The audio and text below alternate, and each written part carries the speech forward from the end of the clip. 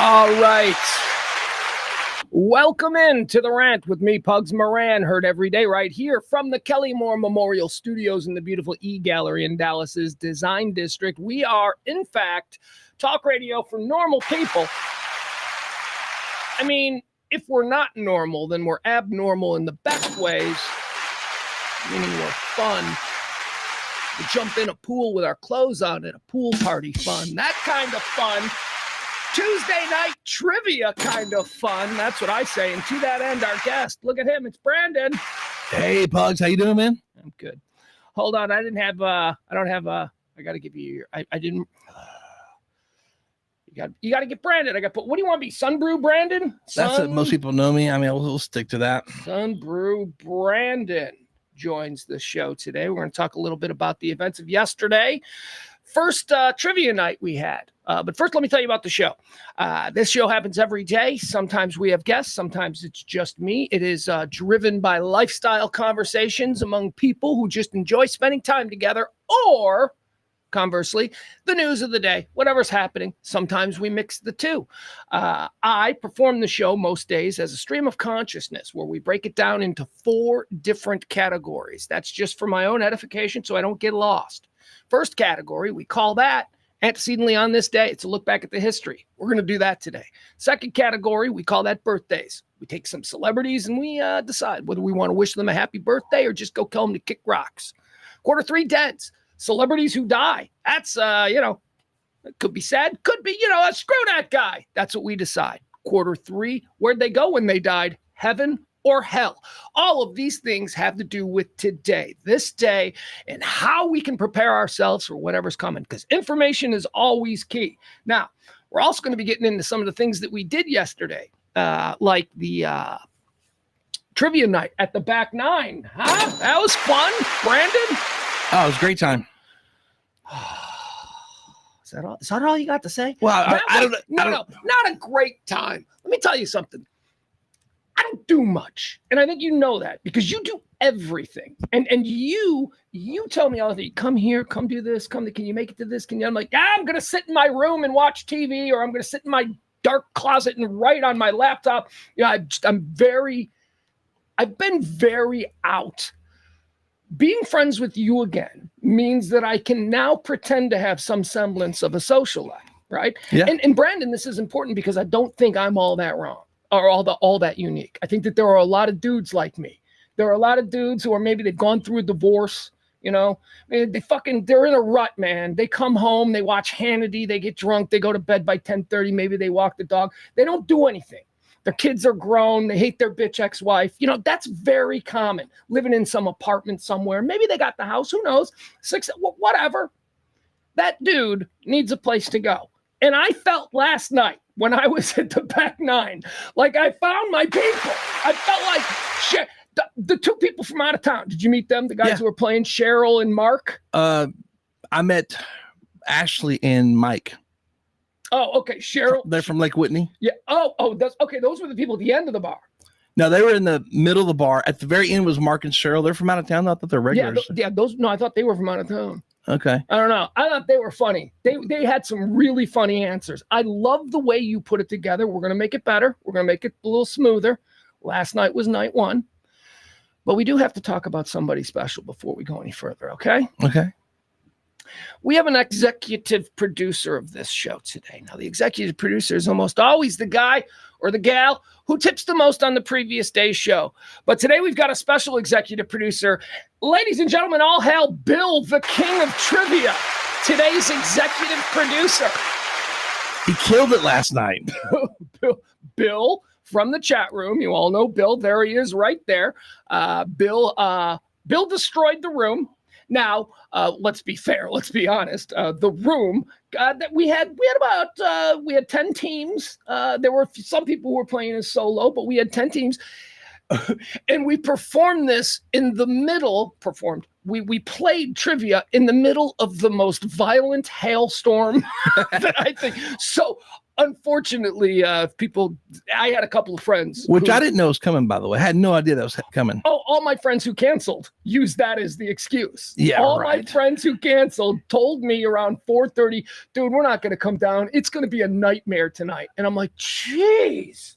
Is that what they said before they didn't show up or after they didn't show up? No, they called me at like 5 o'clock. I had no clue. I left my dogs outside. Yeah, Brandon had to leave the event to run home and rescue his dogs who were how were they, by the way? They were razzled. They're fine, but they were razzled. They didn't know what the There's hell no coverage. Just an open backyard. Open backyard, no coverage. Like, what in the hell? Like, oh, literally hell. Do you have a Ring doorbell? Yeah, I don't know how to use it or set it up though. I have it. Because I would love to see what your beautiful pit bulls were doing while it was the size of this. It was like hailstones, bigger than this actually. My son's home. We talked about that. I don't go into too much detail because that family. My son's home took damage. My kid called me. He's like, "Are you living through this?" I'm like, "Yes." Oh, I was thinking it was your place where the skylights got busted out. No, it was my kids. Yeah. Okay. So anyway, it was a crazy night. We're playing trivia. We're trying to pretend like the end of the world isn't occurring outside. I'm asking stupid questions, yelling at people. You guys in the chat room. One of my questions. So we did three segments, 3 categories. We started out, the first round was Texas trivia. It's fun. I asked some questions. It's fun. Second round was movies, right? It's a movie trivia, all right? Third was music. And in the music category, I couldn't believe it. I thought this was a gimme. My music category question was, this complete unknown, do I have to say anything more? Does it matter what I say after I say this complete unknown? I mean, I didn't get it. I missed the. What's it? You said it's a movie about unknown or something? What's it? Bob Dylan. Nominated for an Oscar, one of the biggest movies of last year. Timothy Chalamet just won Best Actor for it. It has revitalized the career of Bob Dylan in his earlier work, and it's made Timothy Chalamet a legitimate music personality. I assumed people knew this. But you know, in all fairness, though, something to think about is it's not 1985 where there's like 4 or 5 channels to choose from and you go to theaters that advertise commercials all day long. There's so much out there. It's just the pie is sliced up so many ways. I get it. I've never heard of that movie. As a pop culture vulture, I just find it unacceptable that somebody would not know a complete unknown is reference now to Bob Dylan. That's who he was. I apologize. I offended you. You didn't offend me. You didn't offend me, Brandon. I was excited. I thought I knew the answer too. You disappointed me. I'm sure I did. I do that a lot, actually. That's what it was. Very consistent that way. So how did you think it went? I had a great time. Bill was fun. Bill ran the table in the first round. Yeah. 9 of 9, I think. By the way, I love his last name. Just one letter change and it's different, you know? It was great, man. Actually, it was a good turnout, better than expected. And everyone had a when I was leaving, I was there for quite a while longer than you were.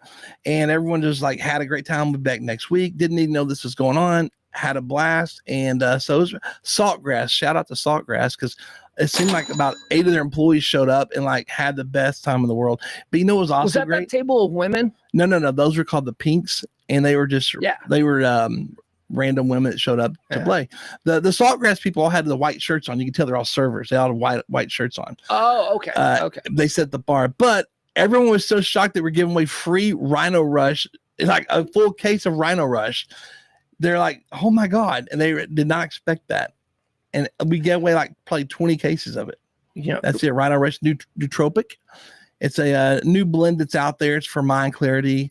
It's for better thinking with a shot of energy as well. So it's not like 5-hour, energy drink or any of those kind of things. No, it's for clarity. It's for creativity. Yes. It's for if you're at work and you need to dial in and you don't want to do Coke or Adderall. It's that kind of a thing. It kind of dials you in. That's their advertising campaign is no Coke, no Adderall. Yeah, better than Coke. Yeah, no, that was awesome. It was a great, we had a group of guys that could tell we're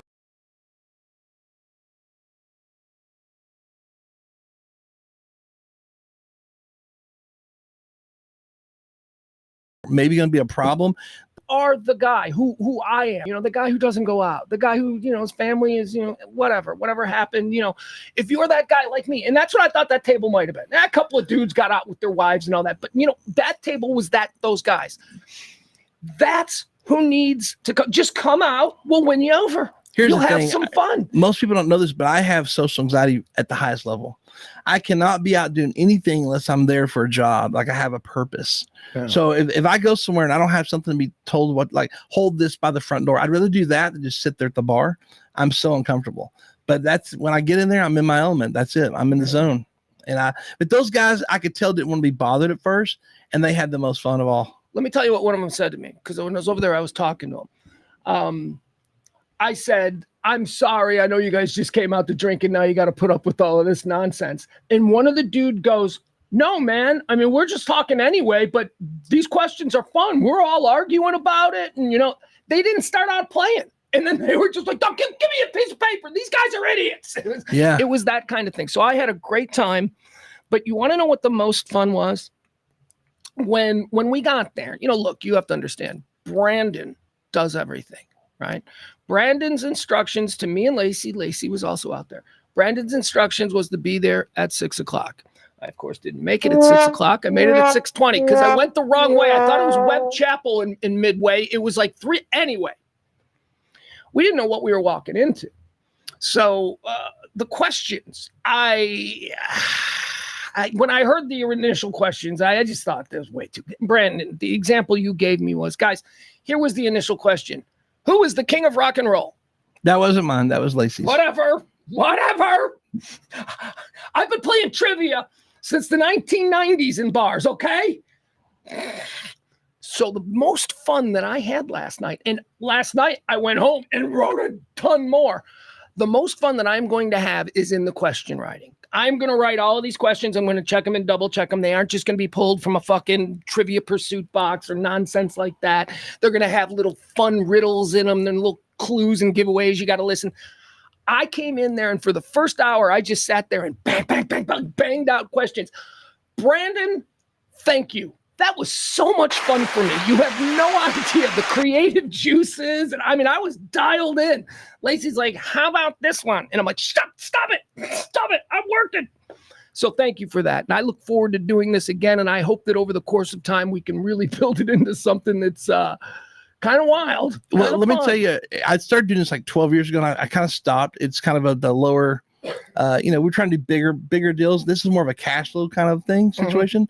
But man, it's a lot of fun. And I have my ADHD and I get bored. And I'm like, what do I enjoy to do at a bar? And I used to go to trivia and I could never get those answers right. I sucked at it. But I'm like, but I know like pop stuff, some of it. So I'm like, let's make it for the everyday guy that's not just sitting around, that went to college and studied and has a great memory for all this stuff. Let's make it fun. Let's make it about good, but it's also interact with some social interaction with games. Well, and that's what we do. I didn't think my questions were hard by any stretch. No, they were great. Actually, they were spot on. And what's amazing I thought they were like in the middle for regular people. I think some might get it. And I think the results showed that. I think people got some wrong, but I thought they were too easy at first. And then, and then I'm like, wow. Because remember, I'm like, we're going to have a tie all the way across the board. Right. And then I'm like, okay, they're getting better. They're getting harder. No. When you said that, that's when I wrote the Guns N' Roses question where the bonus point was given for the real name. Because I figured somebody would know the real name. Turned out 3 people knew that Axl Rose's real name is Bill Bailey, but I didn't know that his name is Bill Bailey. Yeah, the question was Bill Bailey. Lead singer of Guns N' Roses. Name him. Bonus point if you can tell me the name on his birth certificate. And of course, the correct answer is Axl Rose. He's the lead singer of Guns N' Roses. You get the bonus point if you knew it was Bill Bailey at birth. Wow, I didn't know that, and I'm surprised people did. Yeah. So here's a couple of questions, right? Like music. I said, what television show did the Beatles make the American debut on? I thought, and everybody got that right. I'm like, that's a litmus test question to see what we're dealing with in the room. Yeah. So for future questions. Let's see here. What else did we do? Oh, here's the question that everybody was confused by. Not true. Bill got it right. A couple other people. What complete unknown used electric guitars at the Newport Folk Festival, shocking the music world? I mean, it doesn't matter what I say after complete unknown. That was the giveaway I gave you.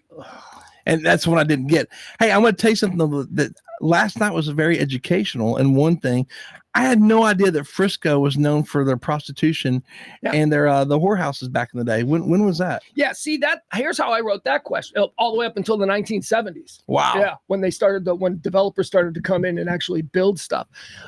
Frisco, historically here in the Dallas-Fort Worth Metroplex, was where look. People have always been Christian around these parts. People have always liked to keep things and appearances nice. So when the dudes wanted to go out catting, they had to go all the way up to Frisco, what is now Frisco. And that's where all of the brothels and all of the whorehouses and gambling established saloons. That's what the sign said. Welcome to Frisco, home of all the whorehouses. I don't even know if they advertised it, but it's what everybody knew. And as recently as the 1970s, there was over 100 brothels. Wow, Frisco. I had no idea. Yeah, that's crazy. So, but the question was this Dallas suburb, once known to be the home of over 100 brothels as recently as the 1970s, is now known for Stonebriar and the headquarters of the Dallas Cowboys Star.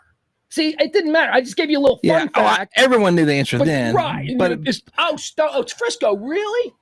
Yeah, so those are the questions I'm trying to write. I'm going to go back and research and check into this. I think it's great. No, it's Main Street. You know Main Street in Frisco? Yeah, of course. That's where it was. That's their version of Harry Hines. It was, yeah, back in the 20s, and I mean maybe even further back, but in the Prohibition days, it's where all the alcohol was and where you could go and get drunk and have fun. Yeah, Frisco's got a cool ass history. That whole area. I bet they won't use that in their cool ass history lessons though.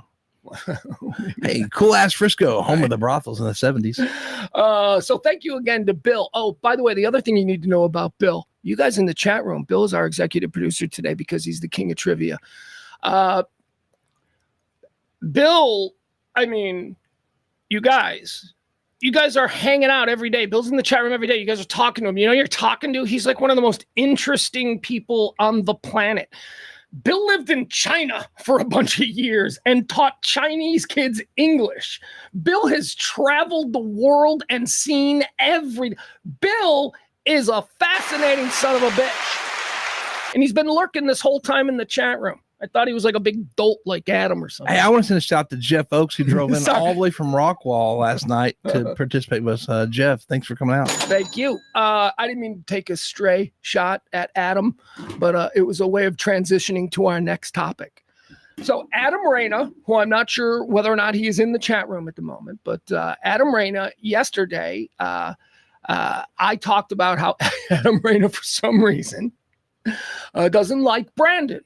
Here's Brandon. And look, and I said, look, Adam Reyna doesn't like anybody. I mean, I think Adam Reyna's got a problem with Ben and Skin, who are like the nicest, friendliest guys. I'm like, yeah, fuck that, or whatever. I don't know. And I know that Adam used to love them as broadcasters. He's a fan of their show. But I don't know. Adam doesn't like a lot of people. So he says I think he said you treated him like a douche or something, or whatever it is.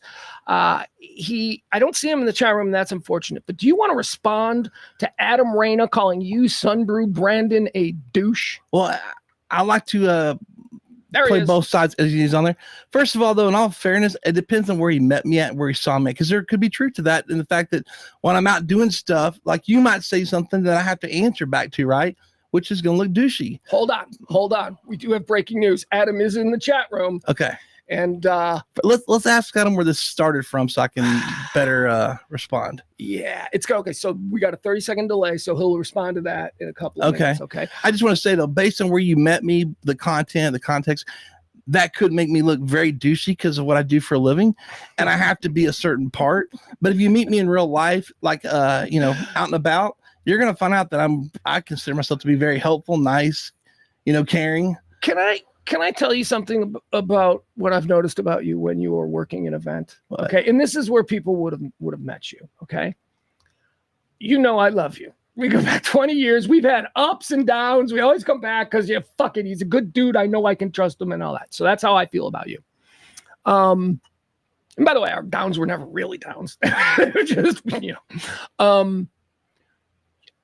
you at work sometimes appear to be kind of on the autism spectrum where you are super fucking dialed in and no one can distract you because what you're doing is what you're doing, and what you're doing next is the very important thing. And yes, if someone is standing there going, hey, I have a question about this giveaway, you might come across as a little, hold on, can I get a second here? But that's only because of the massive undertaking that you and you alone do at these things. People see you there in like 10 girls in sunbrew suits, and they think, oh, he's got a staff of thousands. Those chicks are there to stand there in them suits. He's the one that's getting paid. He's the one that's making sure the events go off. He's the one that's timing the events, because all of these appearances are on a clock. I mean, right. So that's what I would say.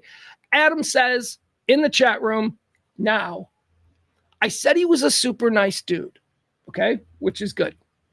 He goes on to say, in typical Adam Reyna fashion, I just said he irks me, and I won't listen to people who annoy me. All right.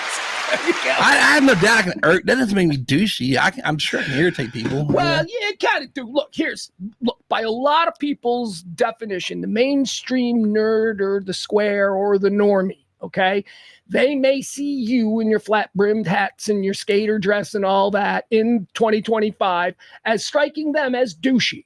But then again, they're wearing khaki pants and a fucking polo, and so what the fuck are they?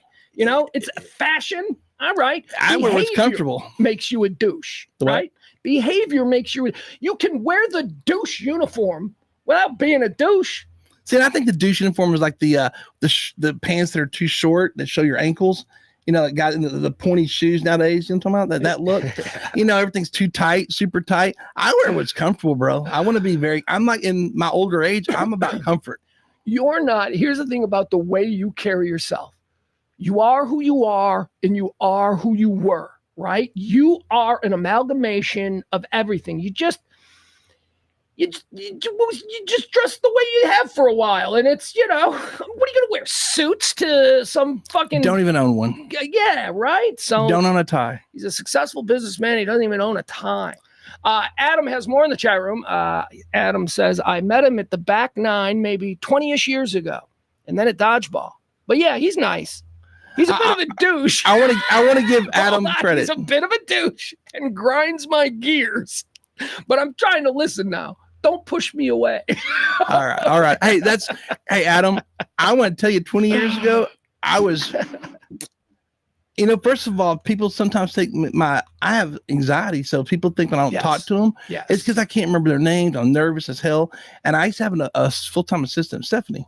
One of her jobs was I'm going to walk away. How is Stephanie?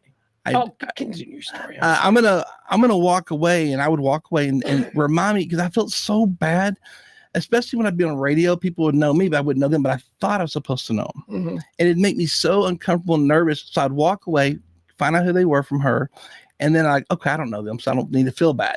So I'd get like really nervous, and I'd freeze up and walk away from people because I'm like, do I know them or not? And a lot of times I don't know them. It's like you. Right. People know you though because you're a show every day.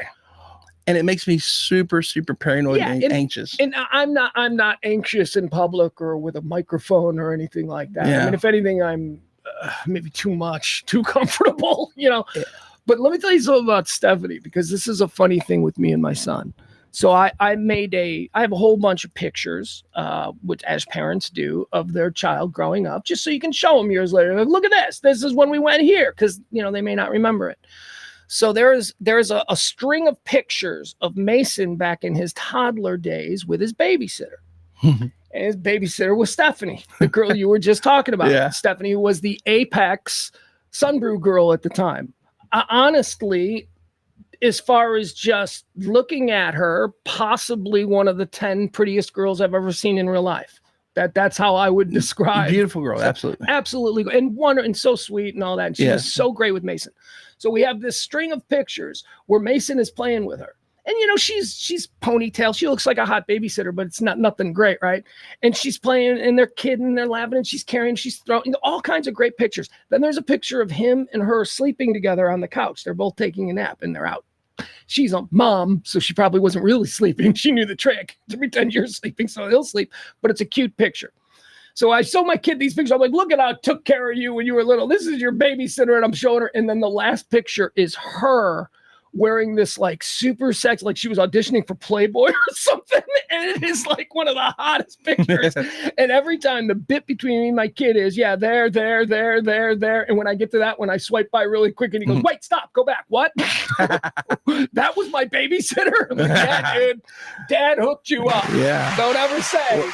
One of my best friends, his kids who are now 23, 22, some of that age, I have a picture when they were like 2, 4, and 5. And they're at my Sunbrew headquarters, and their mom's like, let me take a picture with the bikini girl. And the cool part of the story is they have that picture, and now that same girl has came back 20 years later, who now lives in Oklahoma, and she still exists. She's still, around. But it's cool to see them standing next to her as they're 6'4" now. Yeah. And they were like, I don't know, 4'2" then. And here's 20 years difference between not the babysitter, but the girl that greeted them at the front door at Sunbrew. But hey, I want to go back to one more thing though, and I want to get this to Adam. If you met me during dodgeball times, I was to be real about it, I played the role of cocky because we had this unbeatable team. Yeah. We wanted to talk shit. We wanted to act. This is why dodgeball took off, because you put together an unbeatable team and then you played it WWE style. That's it. You were the heels. Yeah, we showed up in limousines. We'd have the girls out. We'd talk shit. We had a good time of it, man. And we worked. But wait a second. Let me point something out here. Because this is something that I always like to... you did not... You're like Elon Musk and Tesla, okay? You did not invent that team. You, like every other good marketer with an eye for talent, you took a team called Jesus Chrysler Supercar that was an amazing, unbeatable dodgeball team of ex-jocks, and he threw Sunbrew jerseys on them. No. It's not entirely true. It was brilliant. What do you mean it wasn't true? We started with Jason Pierce. We brought in James Hamrick and Scotty. Then we took the Ian and some other people from other teams. Yeah, we collapsed the team down. We bought out. You rated talent from every other team that was out there, and you created a super team. And the reason I wanted to say is because I'm trying to create a trivia super team. Oh, I want to create a team that will shit talk at all of these events, that will destroy everybody. And I've already got, and I want to play. I want to be a part of this team. I want to be the heel, the manager, the Bobby Heenan, that kind of guy. I got Schwartz, who is one of the most balls off, well-rounded brains I've ever been around. And I'm looking for other people. And I got to tell you, Bill Folk running the table last night from the chat room might be one of them. If you think you can repeat what he did, come on out to the next one. Now I feel like you're issuing a challenge. For the team. I think I need to create a team. I am scouting. And I don't lose at this kind of stuff. Dude, if you were to create a team, I would be on it. Okay. So this is our super team. Okay. It's an hour thing. I didn't ever need to create my own team separately, but yeah, okay, I'm down with that. Because let me have a couple conversations with our friend Mark Lassiter, the super attorney here in Dallas. He might be somebody I might want to add to my super team. We need to get uniforms and do the whole thing. You know how we do it. Wait, go ahead. Well, I'm saying we've already got a sponsor, Fatal Clothing. But here's what I want the uniforms to be. I want the uniforms to be T-shirts that look like suits. You remember the old tuxedo T-shirts? Tuxedo, yes. Yes, I want T-shirts with ties so that we look very, maybe even, I don't know, maybe we could have hats like graduation caps, like we all wear caps. Listen, I'm serious about what I'm about to say. Let's do tryouts. Let's have a super team. Yeah, no, that's what I'm doing. We'll do it Sunbrew style, like the dodgeball guys had professional uniforms, banners, photo shoots. We had it all. We'll take them on tour. Yeah, dodgeball got to tour. We went to Austin. We went to several places. I know your Pugs and Kelly dodgeball team started touring. Do you know dodgeball? People get it confused, and I need to make it absolutely clear. Kelly and I, more importantly, Kevin Matthews, who is a major radio personality and radio Hall of Fame guy from Chicago, who was my first boss. He was the first one who in the mid-90s, as a joke, when we were trying to come up with ideas for events, he said, why don't we just play dodgeball? Like he was being dismissive of it. And I remember sitting in that meeting going, yeah, we should. And then the station was like, I don't know, isn't that kind of dangerous? Let's table that one. So we turned it into a thing on the air where I'm like, we should do dodgeball. And they're like, no. And then Kelly, who was on another show at the time, Danny Bonaducci, she was like, that dodgeball idea is great. And the Danny Bonaducci show did a dodgeball thing.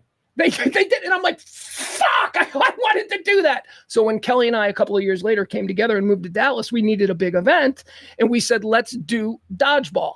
Now, it started to get some real attention locally. We were on Inside Edition. The Chicago Tribune wrote a huge piece about dodgeball because we had come from Chicago, and it was one of those. What It are was they on up to? Inside Edition? We were on Inside Edition. Yeah. Wow. It was, and then the people from Hollywood came.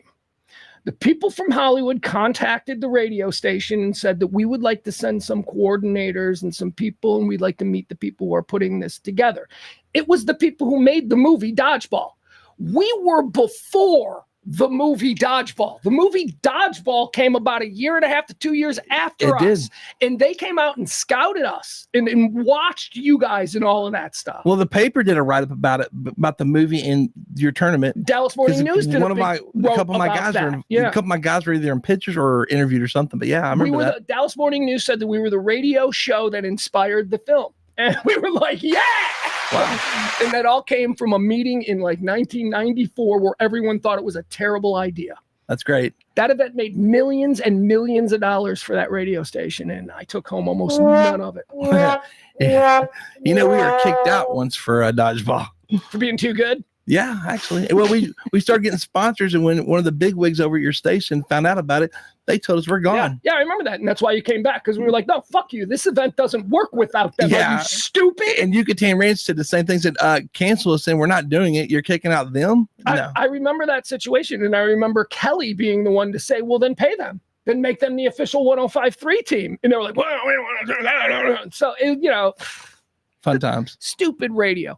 Adam in the chat room would like, let's wrap up this beef between you and Adam. Adam in the chat room says, and I would have gone to trivia had I had time. I was doing my spin class. Can't miss too many classes during the week because I don't want to fall back into being fat. That's Adam. Okay. Can I say something about Adam? Please do. All right. Adam used to be really fat. Adam's not really fat anymore. It's an inspirational story, right? It's really cool. And I'm glad for him. He's got beautiful daughters and he's a good man. And I want to make sure, I don't really fucking care, but you know what I mean? I mean, I do care, but I don't stay awake at night worrying about Adam Moreno. But I'm glad he made these changes. I myself can't do it. So when I see him do it, I'm like, I could do it if Adam Moreno can do it. So good for him. All right.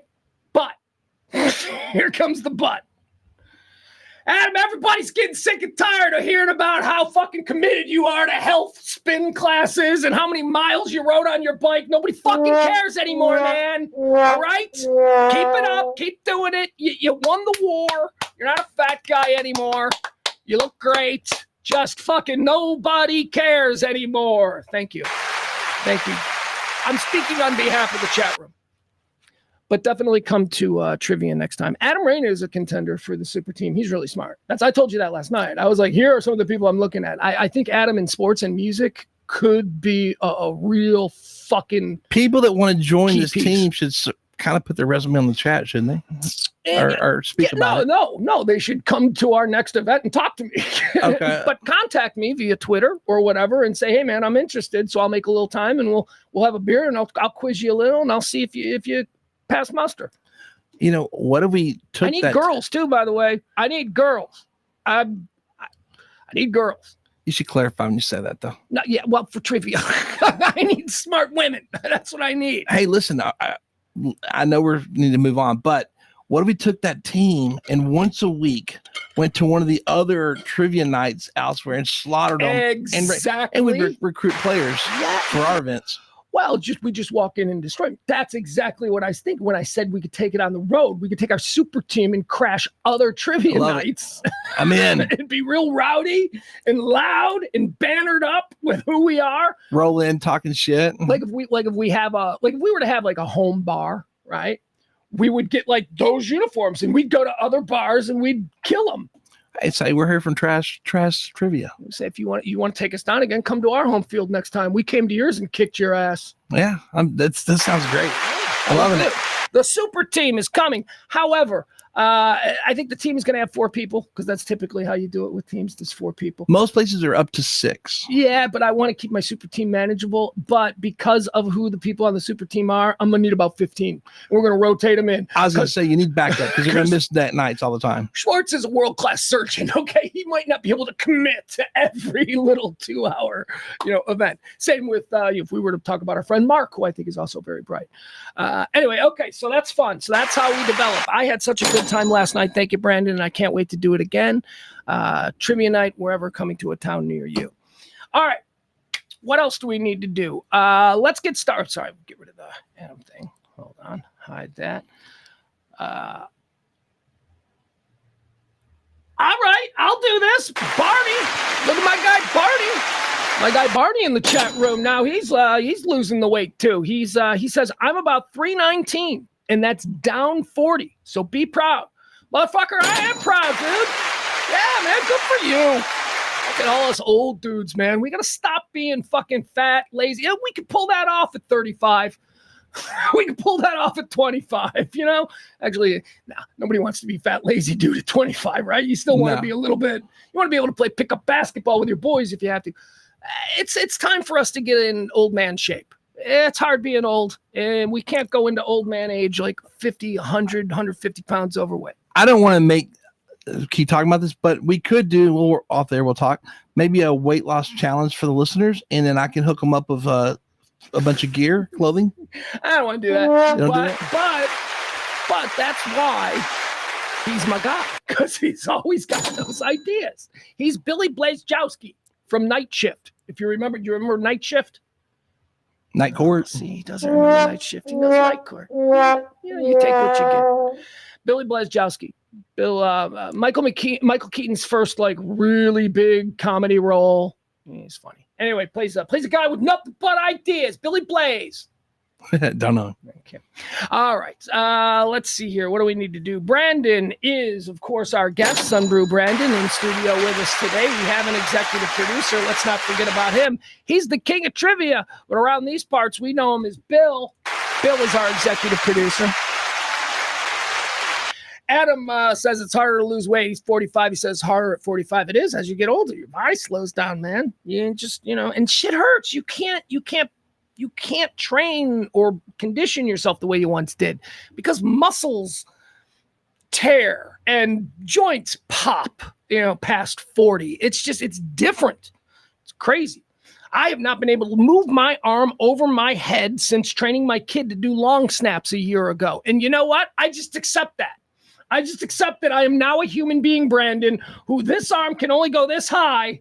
It cannot go any higher without immense pain. So whatever. I live it daily, bro. Have you not seen my scars from all my surgeries? Yeah. Broken bones heal and chicks dig scars. That was our motto. But this injury did not occur because I went skiing at Aspen. It didn't occur because I did something that a man of my age shouldn't be doing. This injury occurred because I was throwing a football over my head like this, which is a way you're supposed to practice spinning it for long snapping. And I did that about 1,000 times, and my arm said, I'm never doing that again. And now I can't raise this arm any higher than this without it hurting. Actually, I can. You want to see? Fuck! See, this really hurts. Probably need surgery, but whatever. I'll just go through life with my arm like this. I'm fine. If I ever had to hang from a cliff or something, I wouldn't do it. I couldn't do it. No way. There's no power in this arm. This arm is as powerful as like a 9-year-old girl's. Do you ever get depressed? Like you watch, I do this all the time. I watch a movie and go, oh my God, I couldn't do that. Like it's ever going to happen to me. Like I'm going to be on a cliff hanging like 007, you know what I mean? Like Mission Impossible. Do you ever have that? Like, all right, God, I can never sing that good. And like you start thinking about it, downs you a little bit. No, but yeah, I know what you're saying. I'm sure we all think about those things. All right, one more time, let me remind you, the show runs on your gratuities, your tips. If you want to drop a little something as the show moves forward, show your support for this kind of talk radio, kind that doesn't give a shit how you voted, the kind that probably isn't going to talk about voting, the kind that has fun. The kind of talk radio that we used to have around these parts. Let's do that, right? There you go. You can drop a little something in the Venmo. You drop a little something in the Cash App. It's always appreciated. I love you guys. Let's get started with the show. It is the Rant for the 26th day of March, year of our Lord 2025. How many days we got left here? Let me see. Let me see. I like to do this. I like to give this fun fact. 85 days already in this year. That means there are 280 remaining. Get those New Year's Eve plans started. All right, so I want to talk about something. A small talk segment. We'll do this here. I know you're like, what the fuck was that, Pugs? You just did an hour with Brandon. That wasn't small talk. No, that was promotion for our kick-ass trivia event. Is what that was. Brandon, excuse me for a moment. You might just want to sit there because this might just be between me and my chat room. Yeah, you go ahead. Go ahead. If you're okay with that. All right. No, that's not where I want to be. There we are. Okay, guys. You know how I like to tell you when I find something new and I like to be like, yo, I got to tell my people about this and we all got to watch it together and it can be a shared experience. Most of the time when these things occur, there are things that are already done. They're not happening in real time. It's not anything of the moment. It's like me telling everybody, go and watch Peaky Blinders, right? Go and watch this from a couple of years ago. You'll love it. Okay, so I want to hip you to something that happened to me last night.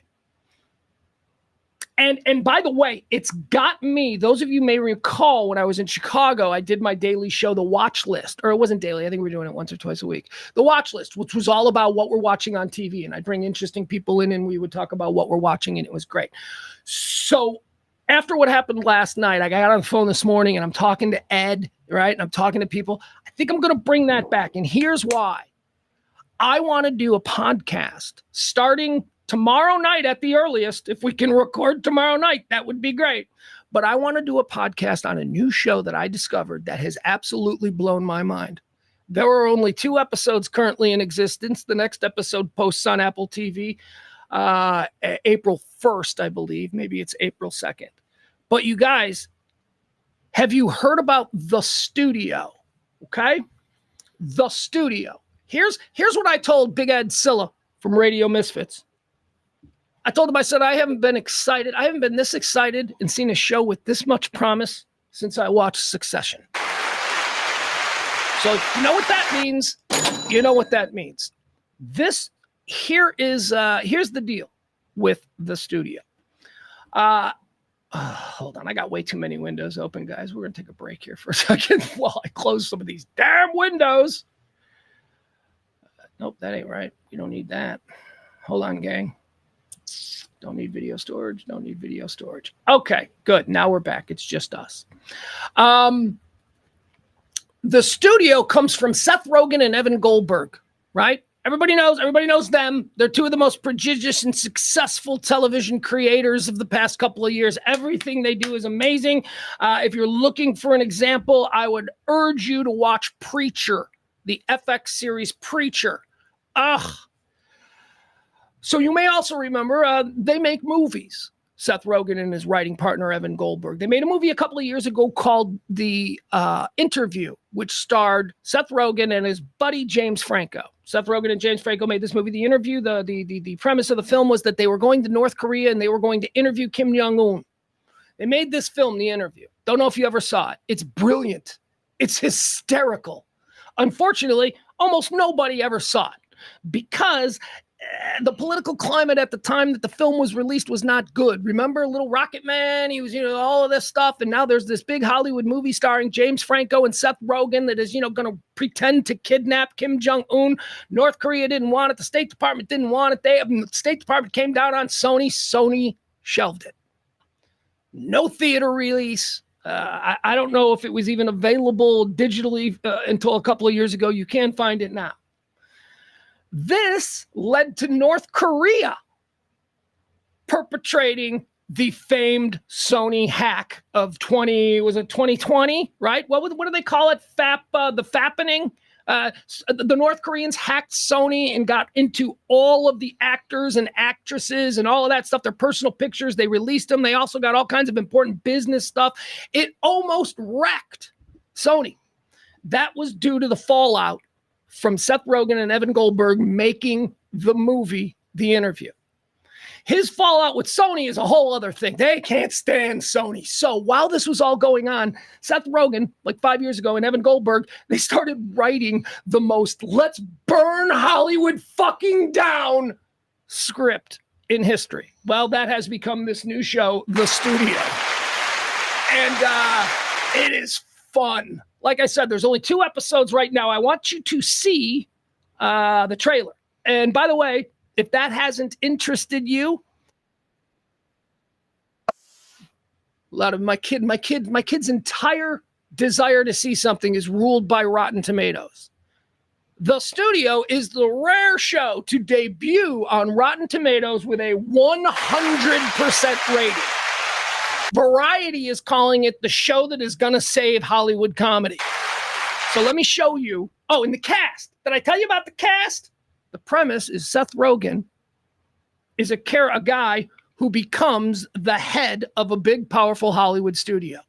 His mentor, the former head of this studio, is played by the brilliant Catherine O'Hara. She has been fired, and now Seth Rogen has ascended to her job. She's a little pissed at him, but he's freaking out and he's overwhelmed. It also stars Ike Barinholtz as his second in command at the studio. Bryan Cranston as the head of the studio. Bryan Cranston is playing this, Breaking Bad. Bryan Cranston plays this Robert Evans type, if you're familiar with that. Gold chains, cocaine, strippers, big money. I want to show you the trailer for this because it's out right now on Apple TV. And if you have it, with the highest of urgencies, I say you need to see this.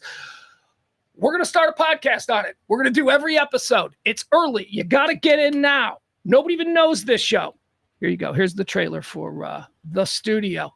The best thing about Hollywood that I've ever seen as far as how the sausage is made. And if that's something that interests you, well, I think you'll like it. Here it is. This is the trailer for The Studio on Apple TV.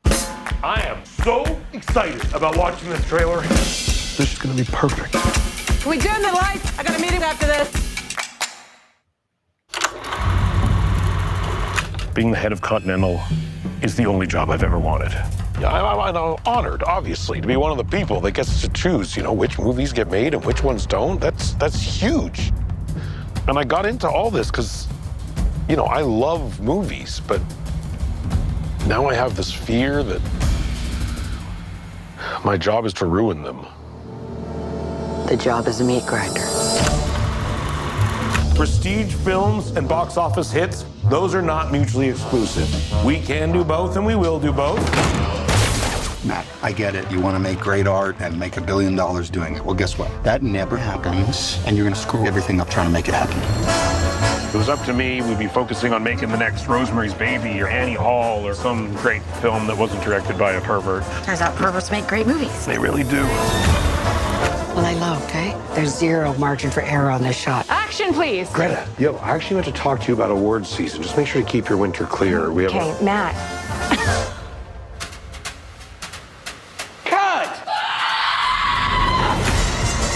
This job is just so much harder than I thought it was going to be. Matt! What up, Matt? Everyone wants something from me, and I can't give it to them. If you guys are actually open to doing something different, I have a lot of ideas. We love new ideas. Just not too new, because we got a pretty tight formula that we got to hit. I wouldn't say it's a formula so much as a structure that we 100% know works, so we're going to do it over and over again.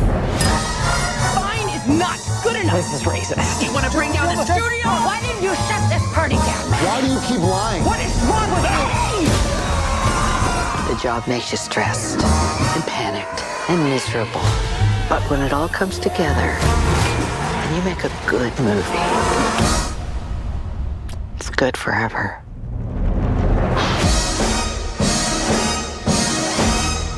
Well, you're gonna get us all fired. The Studio, 100% on Rotten Tomatoes.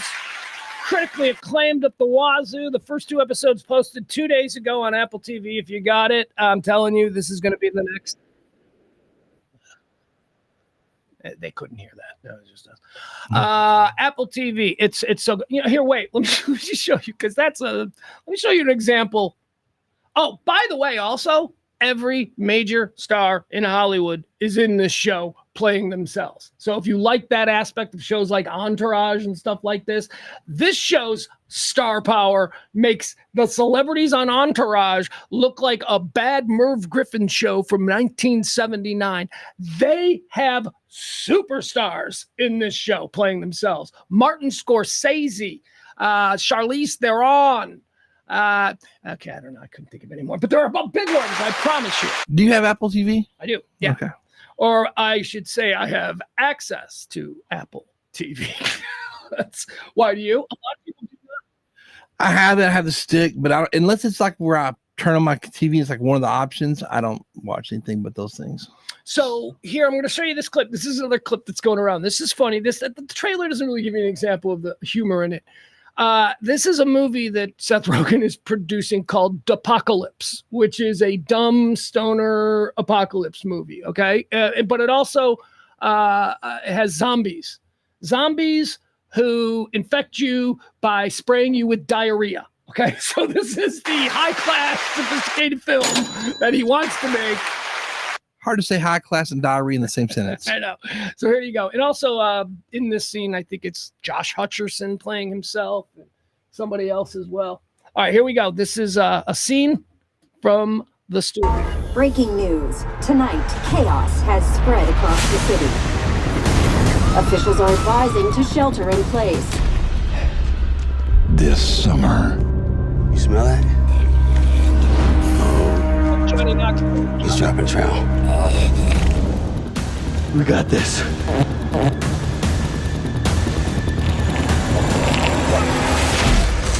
Oh! I got duped. Does this mean I'm gonna die? We all gotta die sooner or later, buddy. And you're dying sooner. Apocalypse. All right, y'all. We love it, but it's whack up in here. We got a trailer crisis. Heartland Theater owners are refusing to show this because of the diarrhea explosion. What? That's literally the funniest part of the trailer. No, hold on. This is a movie where zombies infect people with their diarrhea. How the f else are we supposed to sell this? Okay, well, hold on now. Are we losing the point of the film and the comedy?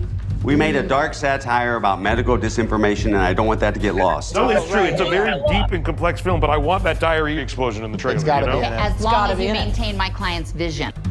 Yes, no, it's a deeply complex film, but I want that diarrhea in the scene.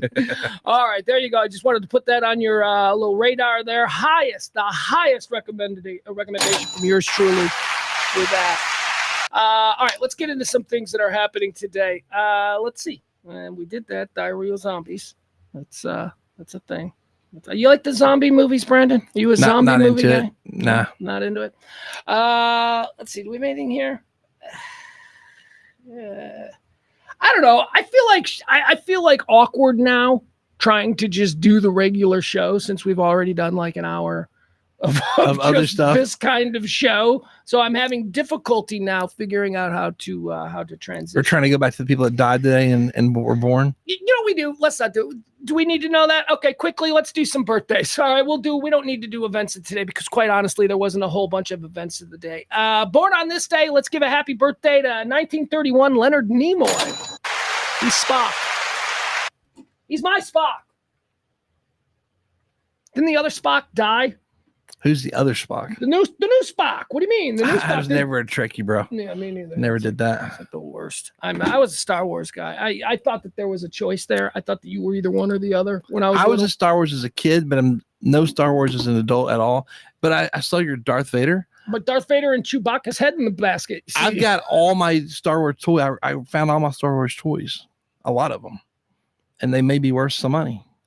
Yeah, I mean, I don't know. There is some Star Wars stuff in this room, but if you look at this room, okay, you're looking at all these things. You understand it's not a Star Wars tribute because there's also King Kong, right? We got King Kong, we got lawn jockeys, we got Peter Pumpkinhead, we got Mr. Potato Head, right? We got the NFL robot down there. It's a little Meow Wolf in here.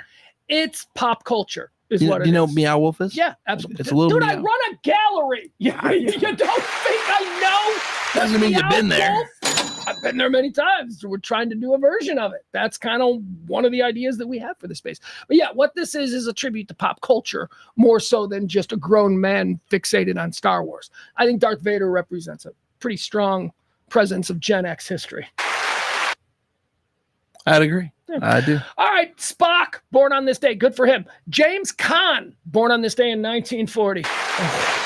Oh, you like Jimmy Caan? Yeah. Man. Loved him in Godfather. What do you did you know anything about his personal life? Not really, no. Brother, let me tell you something. There was no better dude to be in the world. Go kick rocks with your fucking Hefner. Go get out of here with your whoever. Around about 1974, man, there was no better person in the world to be than James Caan. He was coming off The Godfather. He was handsome. But not only that, he was the rare non-theater kid actor. Like even the actors who play tough guys, they're all song and dance man. You know what I mean? They're like that. James Caan was a legit, the fuck you talking about? It's a badass. I don't even know the badass because he was a little guy, but he took no shit. He wasn't one of these. You know what I'm saying? He was a regular at the mansion. He was a fucking alpha, if I may be so bold. James Caan was an alpha. He lived at the Playboy Mansion all the time. Every playmate from the 1970s. Do you know what James Caan used to do? Imagine being able to do this. He told this on Grant. There's this interview series, Grant Bensinger or whatever. He usually does sports guys. Yeah. But he sat down with Caan, and Caan told the story of how he dated in the 70s. Here's how he dated in the 70s. He would get the new Playboy magazine delivered to him. And then he would sit there on his couch and he would thumb through, and anybody, not centerfolds or whatever, if you wanted the centerfold, that's fine. But anybody in that magazine, he would then pick up the phone, call Hef and go, page 22, bottom right, blonde. I want to meet her. And she'd come over that night and they'd go out to dinner. And, it wasn't prostitution. It wasn't. Yeah, there's no guarantee of anything, but he's James Caan. So she's banging him. Oh, yeah. He's Sonny Corleone. He's a badass. Favorite James Caan movie for me is Thief. Don't know if you guys ever saw that. That was a movie that was buried. Didn't get a wide theatrical release. It was Michael Mann's first movie. So if you know Michael Mann, well, you go on to invent Miami Vice and Traffic and all kinds. Michael Mann is a genius. Anyway, Thief is my favorite. He plays a thief. Yeah, Jim Belushi is in it. Jim Belushi's first role, like years before Jim Belushi was on Saturday Night Live. Jim Belushi got on Saturday Night Live in like 82, 83. Thief was shot in 79. So anyway, Thief is my favorite. Happy, but you got a favorite James Caan? I think you said it. Definitely Godfather. But he's also pretty good in that Casino, though. He's much older. He was Josh. Is it Duhamel? What was the guy? You're talking Las Vegas. You're talking about Las Vegas, the TV show. He was very good in that NBC. Yeah, I liked him in that as well. He was great, and that was good to see him because he hadn't worked in a while, and he's one of the A-listers of Hollywood of his time. And when that guy disappears for 15 years and then turns up on a TV show, you're like, oh fuck yeah, I'm gonna watch that. He's awesome. He was a man's man, kind of, and a real alpha, alpha who took no shit. You ever seen Rollerball? Yeah, I can't remember what's it about. Rollerball was made in like 1970, 71, 72, somewhere in there. Again, at the apex, James Caan. Rollerball was about a fictional sport of the future called Rollerball, where it was like roller derby, but with these steel balls that they would smash into each other's head and kill people. They would kill each other. Okay, people didn't survive these games. And James Caan was like the Tom Brady of Rollerball. It's such a badass movie. But here's what's funny about it. It's set in the future. Remember, it was made in 1970. I think it's set in like 1987. And it's like everybody's walking around and like all doors go, it's like 1987 is the future. Everybody lives in glass bubbles. By the way, you know my thoughts on that. We all think in the future that we're going to have these doors that, like front doors to our houses. We won't need keys. We'll just walk up and they'll go. You know why that's not going to happen? No. Dude, the exact same reason we could have had that 40 years ago. It's the exact same reason we aren't going to have flying cars. Because when we need to get into our fucking house at 3 o'clock in the morning after being balls drunk, we just want to go to bed or we got to poop or something, we're not going to want to be at risk of having, well, the tech is down at the moment. There's no internet. I can't get into my house. Oh, the gears, there's something wrong. You want a key and a door. But you can have into both. Your house. I've got like the electric door locks at my place, and you have the optional keyhole, but you also can just do your thumbprint. That's the compromise. You got to have both. Gotta have both. It's your backup. But all doors, my point is this, all doors are not going to be, you'll need both because sometimes it's going to go like this. It's going to be fritzy like an elevator door, and you're not going to be able to get into your house. There will always be a backup. We're going to have doors like that. Our cars are like that. If you can't get your car to do something, you're push the button, you got to pop up the middle console and like throw your key down there or something. I'm just telling you, we can't handle automatic doors or flying in the sky with our cars. We can't do that. That's not going to be a thing. All right. Who else is having a birthday here? Richard Dawkins is celebrating a birthday today. I'm going to take my hat off for Richard Dawkins, the great Richard Dawkins. Of course, many people know him as with his little Brandon, with all due respect. Yeah, you're not supposed to know who Richard Dawkins is. I had no clue. I thought you were going to say Dawson earlier, but it's Dawkins. I don't know who the hell that is. This is the Family Feud guy, but Richard, look, he's one of these. I'll tell you what, he's a Kenyan English ethologist, biologist, and academic. Yeah. Nah. But here's the thing. He's really smart and really funny, and he explains things really well. So, when I was younger in the 90s and stuff, Richard Dawkins, he was a real important guy to me. Chris Hitchens was another one who was a real important guy who kind of laid the world out for me in the way that I chose to see it. The Four Horsemen, famously known as the Four Horsemen of atheism, because they are all atheists. And although I'm not an atheist, I do have a challenged view of faith. Chris Hitchens, Dawkins, Sam Harris, and Daniel Dennett. They're the Four Horsemen.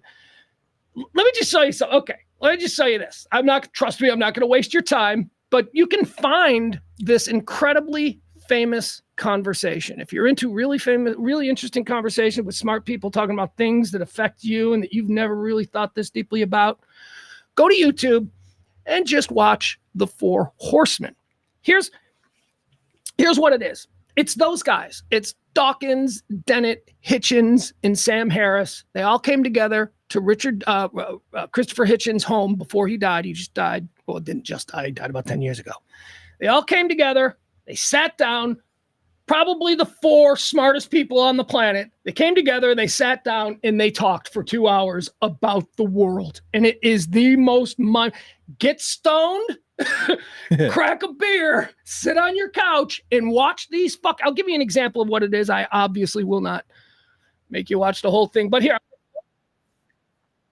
It is the accusation that we are strident or arrogant or vitriolic or shrill. So let me just pause this for a second here. Okay, so the guy who's talking right now, the guy in the glasses right here, this is our birthday boy, okay? Richard Dawson of the Family Feud. No, Richard Dawkins. He's the guy that's talking. The bald guy with the beard is Daniel Dennett. Christopher Hitchens is the guy smoking the butt over here. Christopher Hitchens is the greatest mind of my lifetime. If you are unfamiliar with who Christopher Hitchens was, you need to look him up. You need to read some of the things that he said. The dude was fucking hysterical and off the charts genius. And this is Sam Harris. What I'm going to do, I'm just going to go anywhere in this conversation. I'm just going to fast forward. I'm going to drop us somewhere, and you're just going to get a taste of what these dudes talk about, okay? Well, let's go right here. This will be good. Here we are. Thinking about starting to run on the treadmill again. I need to drop my belly fat. Yeah, no, that's total BS. I think I'm going to start cutting. And I wouldn't say it was schizophrenia. That would be rude. But they're quite aware of the implausibility of what they say. They don't act on it when they go to the doctor or when they travel or anything of this kind. Right. But in some sense, they couldn't be without you. But they're quite respectful of the idea of doubt. In fact, they try and build it in when they can. Well, that's interesting then. And so when they are reciting the creed with its total sort of apparent conviction, is this a kind of mantra which is forcing themselves to overcome doubt by saying, yes, I do believe, I do believe, I do believe, religion, because really I don't. And of course, like the others, like their secular counterparts, they're glad other people believe it. It's an affirmation they wouldn't want other people not to be making. Well, also there's this curious bootstrapping move, which I tried to point out in this recent On Faith piece, this idea that you start with the premise that belief without evidence is especially noble. I mean, this is the doctrine of faith. This is the parable of doubting Thomas. And so you start with that, and then you add this notion, which has come to me through various debates, that the fact that people can believe without evidence is itself a subtle form of evidence. I mean, we're kind of wired to, actually Francis Collins, you mentioned, brings this up in his book. We're there you go. Kind of shit. If you're interested, I know we lost you. That's Okay, this is the kind of stuff that people who don't get laid are into. Okay, just the accents make them sound so much smarter. No, look, they could talk like this, and the shit they're saying is going to be. These are the most brilliant minds. Frank Benlin says no paywall. I must have the wrong stream. Frankie B, what are you talking about? I don't know what that means. Have you ever encountered a paywall? That's not a thing that you should ever encounter. Okay, let's keep going. Let's run through a couple of big ones, Brandon. Born on this day in 1945, Diana Ross. Oh. She's a big one. She's one of the... How old would she be now, Pugs? Diana Ross, born in 1940, 50, 60, 70, 75, plus 45? 6 is 81. She's 81 today. Look at me doing pizza math. I can do math like that because I used to have to give change when delivering Pizza math. Pizza math. All of our origins, where they come from. Diana Ross, born on this day in 1944. Born on this day in 1948. Here's another big one. Steven Tyler. Steven Tyler of Aerosmith, ladies and gentlemen. Happy birthday to him. Any thoughts on Steven Tyler? I just can't believe he's still rocking at this age, Yeah. All these guys do that. That's what keeps them alive. Born on this day. Happy birthday, 1950. How about Canadian icon? And, look, I could be convinced to call him a comedy legend, a comedy icon, a treasure even maybe. I just think he's a little much. I love him, but he could dial it back like maybe 2 or 3%. He's a little, it's the reason I didn't like Robin Williams. I know you people are like, Pugs was the guy who didn't think Robin Williams was funny. It's not that I didn't think he was funny. I thought he was just too much. It was too much. Come on, be a little bit more subtle.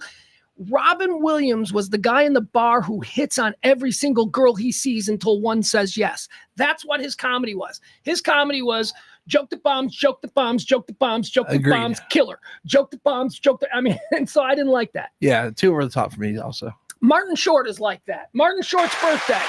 I think Martin Short is hysterically funny. I do. I love him. SCTV, Saturday Night Live, Ed Grimley, all of that stuff. Martin Short, he's a genius. Only Murders in the Building. I don't watch. It seems like a show for gays and women. I'm just saying. I don't fit into either of those demographics.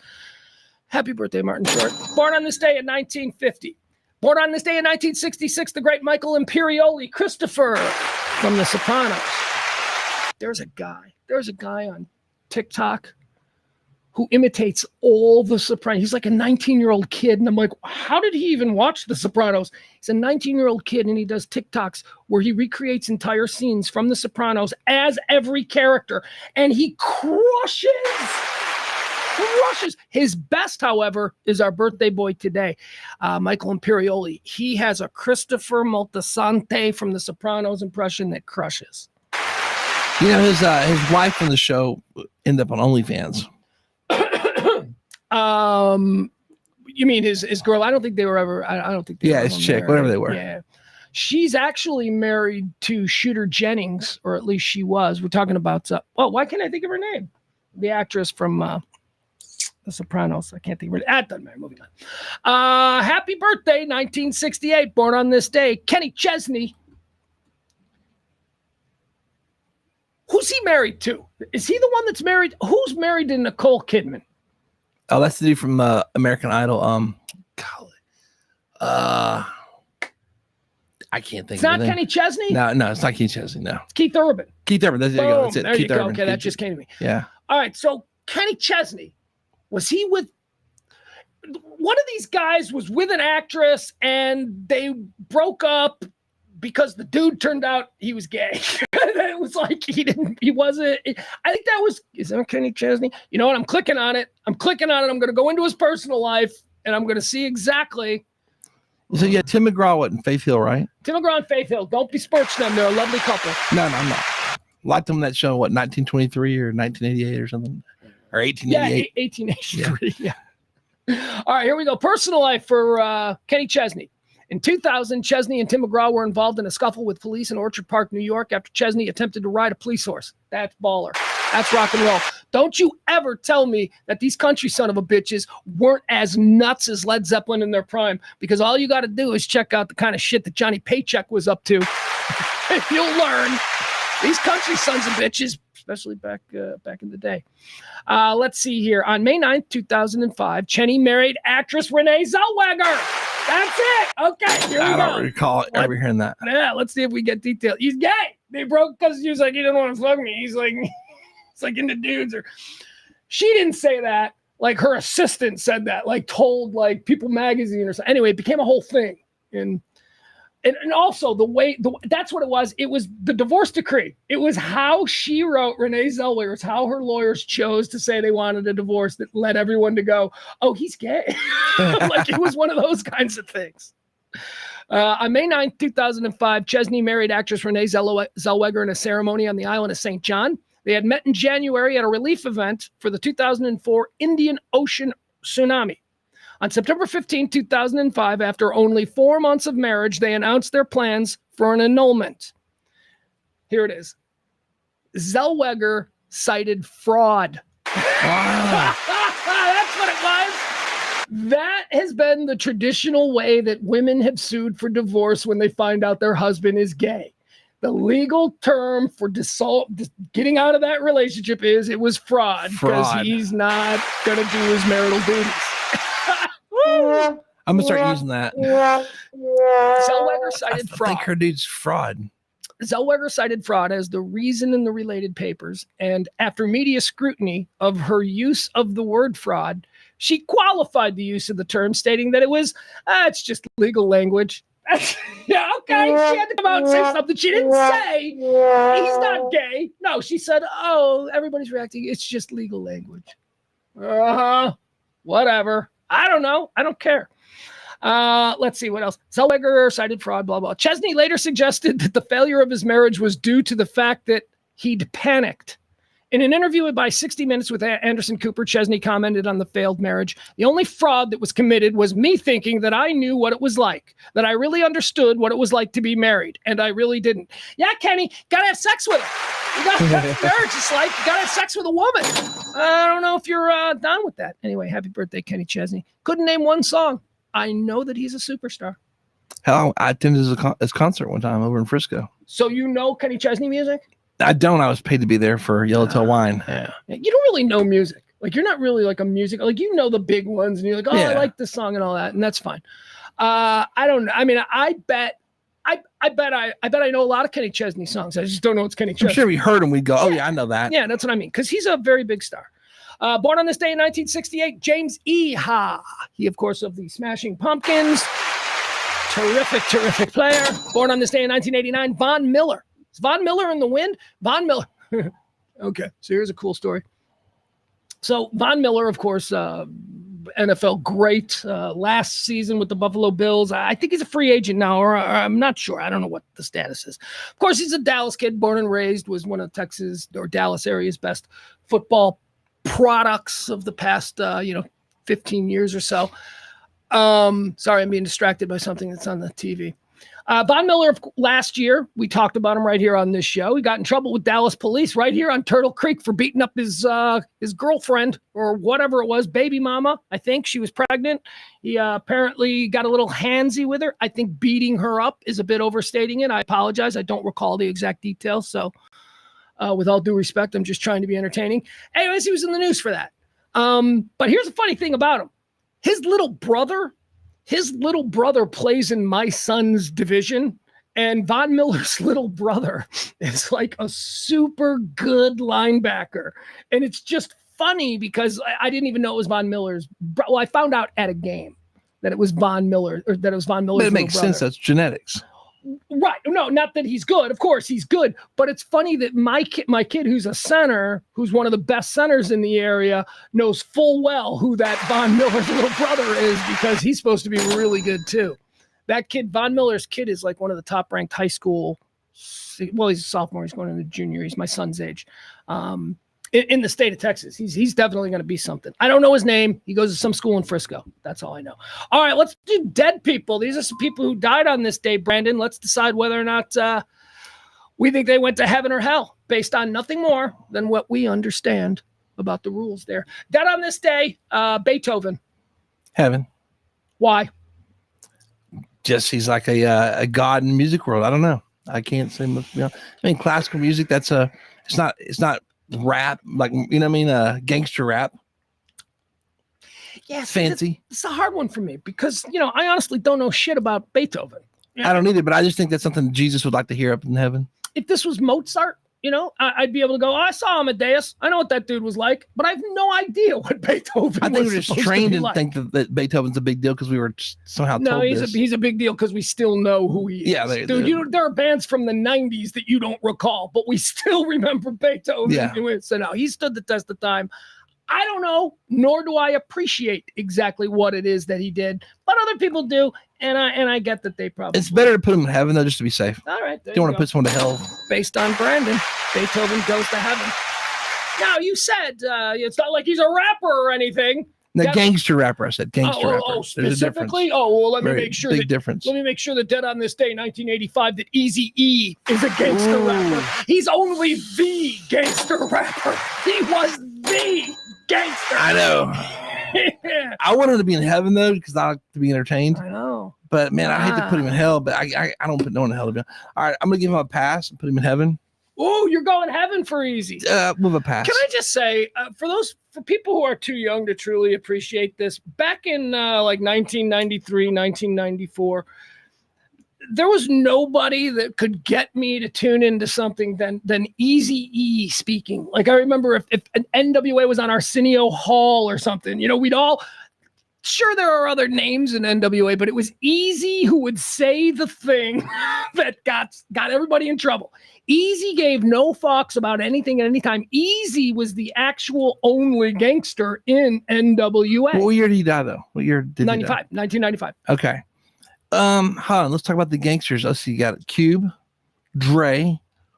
Yeah, both of those guys were good boys. Yellow's from Dallas, I believe, if I'm not mistaken. Yes, Yellow is from Dallas. And now Dre's brother was killed for being a badass. He got in some fights a lot. So Dre was not involved in anything bad. No, I mean, look, they came from a tough neighborhood, so they were around it. They probably, but they weren't Easy.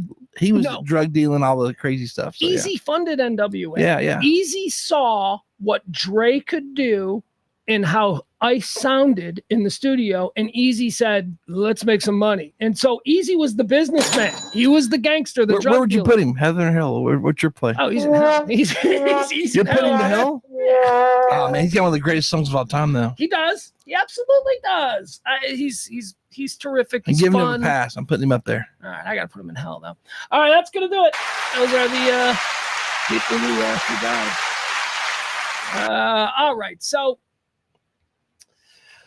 One more time, I do want to thank our executive producer of the day. You know him in the chat room as Bill. I know him as the new king of trivia. So everybody please give old Bill, excuse me, I'm burping. Somebody please give old Bill a big hearty handshake. Once again, we've got Sunbrew Brandon in studio. He's our guest. When you hear the other person, you know that that's him. I am Pugs Moran. Don't forget, you can support this show anytime, Venmo or Cash App. Thank you so much. All right, let's do a couple things. We got some fun stuff going on here. I don't give it. Look, guys, Signal Gate, not really. Not into it. I told you what I feel about it yesterday. It's big oops.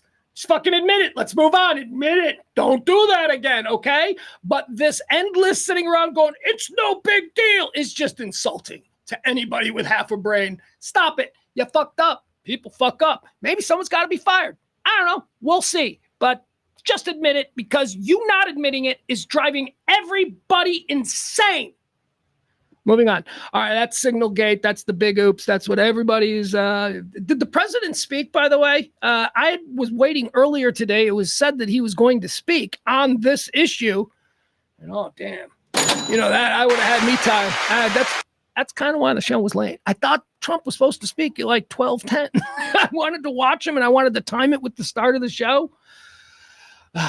All right, but we're not going to go. We're not getting into any of that shit. Signal Gate. Look, the Atlantic released all the texts.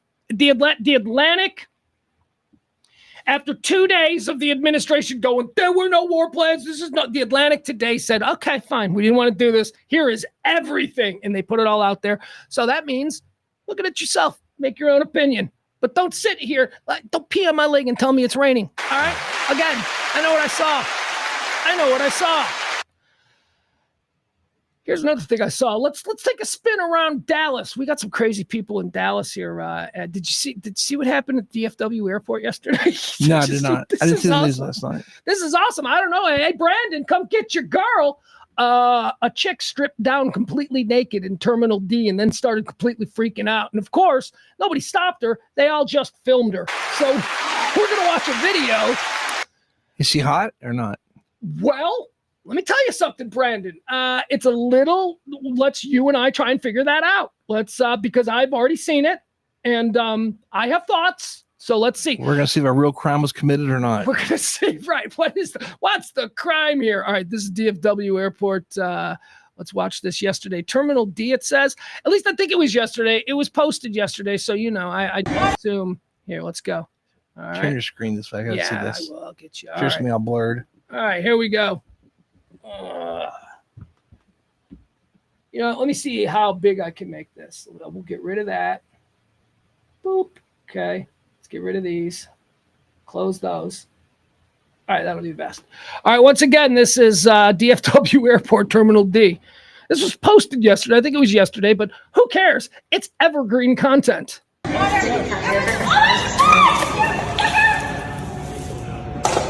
No way, stop.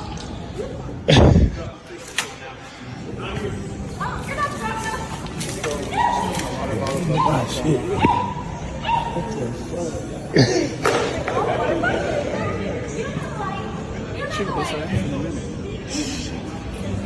She's trying to. No, I'm just stopping her. That's fucking wow. All right, let me just pause it right there, right about the halfway mark, Brandon. Let's bring us all back in. How do we do this? Oh no, that's not. First of all, the worst videographers of all time. They didn't do no zooms in. Like, what the hell, dude? They kept it like at a distance the whole time. First of all, and again, we're halfway through, so we will be commenting on the rest. This is a woman at DFW Airport yesterday, Terminal D, who stripped down her clothes. By the way, this should be noted, since we're trying to figure out who this is, Terminal D is Frontier and Spirit Airlines. That makes a lot of sense. So it's those kinds of people. Spirit. You know, it's the people who would have taken a Greyhound. It was just a little bit too far. So now they're going Spirit or Frontier Airlines. My first observation is, Brandon, it's been a while for me. I haven't been out in the dating world. I don't know what the young girls are doing these days, but I am very pleased to see that the bush is back. I appreciate the bush. Sexually coming of age in the 80s and 90s, the bush was a staple, and then you weirdos made it go away, and it was very so welcome back. I think I would like the compromise to be the mid-90s racing stripe. I like there the strip. You go. Landing strip. Not a racing stripe. Landing strip. Yeah, okay. That's a good one. But you could put like lines to it like you do in your hair. Well, look, there was a period between like 97 and 2003 where there was all kinds of nonsense going on there before they just got rid of it altogether. Yeah. Between 2003 and 2000, and I'd say, well, I don't know. The last, you were hard pressed to find any roughage at all. It was all just smooth like a baby, which is gross, which is exactly why I wanted nothing to do with it. You know, look, if you're my girlfriend, you should know I had an edict. Don't shave down there. What age do you think she was? I'd put her at 22, 23. I think something like that. From my distance, it's hard to tell. Not on my glasses on, but I noticed that her shape, her shape looked like she's probably decent. Mm-hmm. From what I could see. Yeah, hold on now. Wait a second. We should probably frame what this is. This is Brandon of Sunbrew. Brandon has been working bikini teams and putting together bikini calendars and all this stuff. You have a stable of probably hundreds of beautiful girls in the area that if you need certain modeling jobs, you can call. So you are the best evaluator of what you're looking at here. Let me just tell you something. From this distance, Brandon, I think that body, she could be a Sunbrew girl. That body is not bad. I've seen that same routine in my house many times. They come over to your house and audition. I'm just saying, I've seen them be drunk and act like that. Yeah. Not necessarily my girls, but girls that are trying out for the team. Let's call them hang-arounds. So before we move forward, we can establish that so far, although we don't have a really good look at her face, we can establish that she's pretty good. I'm thinking, from what I could tell in the outline, it looks good. Yeah, it looks pretty good. All right, let's continue. Let me see. How do I go back to that? There we go. All right, part two. Again, DFW Terminal D. Frontier and spirit. It's very important to let you know. Context is everything. That's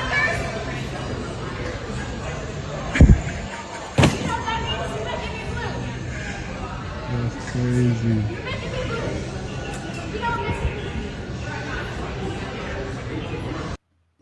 All right.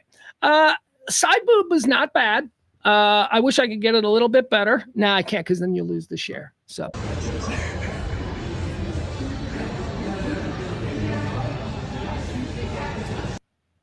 Oh, shit. She's got good boobs. I think she's got good boobs. They look natural and they're of a ample. I can't see them, but her ass is not that great. But she's still like a, based on what I'm seeing, at the very least, she's a 6 as far as body was go, like a 6. There ain't nothing. That's a 6 to you. That ain't no 6. I said she's got a great body. Her butt is fine. What's wrong with her butt? It's not what. Watch the movement of it. It's not super rounded. There you go. Look at that. Now let me look. That looks great. That is a nice ass, Brandon. Okay, from that angle, yeah, it looks great. But when you turn to the side, the curve is not. You're seeing a nice butt that way, straight on. But you got to go to the side. Well, you can't rotate it, but you'll see. Look, let's. It's not. Listen, she's a solid 6 in the body right now. Maybe 7. The elephant in the room. We can't see her face. We have no idea what's going on there. The hairstyle makes me think probably not so great. But somebody who, she's not fit, right? She's natural. No, she's not fit. Her She's body natural. is Yes, natural that way. Okay, so that tells me that she's not all of that focused on being beautiful, because maybe she's not.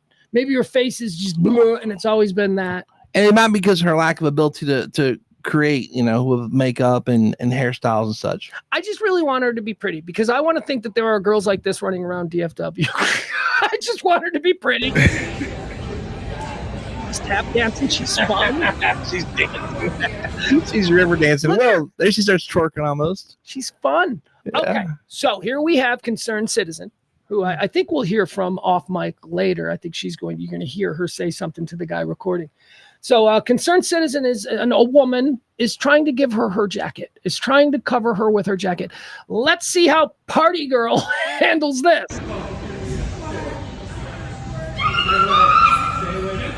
Because she's going to run. Now, this is very important. Baywatch beach scene. We got to see exactly how do they move? How's the body handle the running? She's about to give us a full-on Baywatch beach run. Yeah, this is getting better.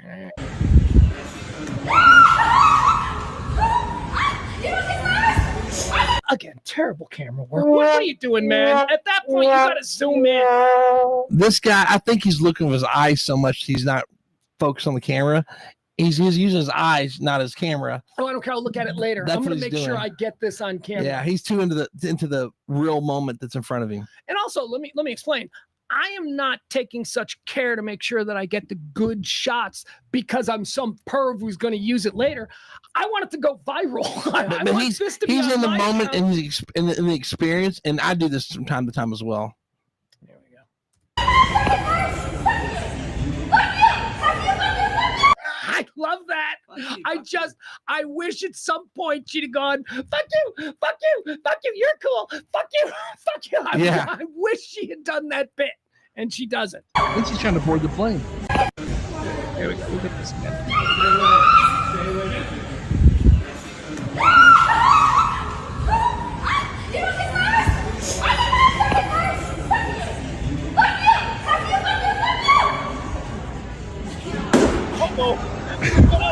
All right, now she's going after the video monitors. She is, and she ain't done, Brandon. We got some time left here. Any thoughts so far as we're going to now move into the final? I'm loving this, actually. Of the the third act of this 3-act play that we've just seen. She is now going into the violent stages, where her enemy seems to be the video monitors that we see at every airport.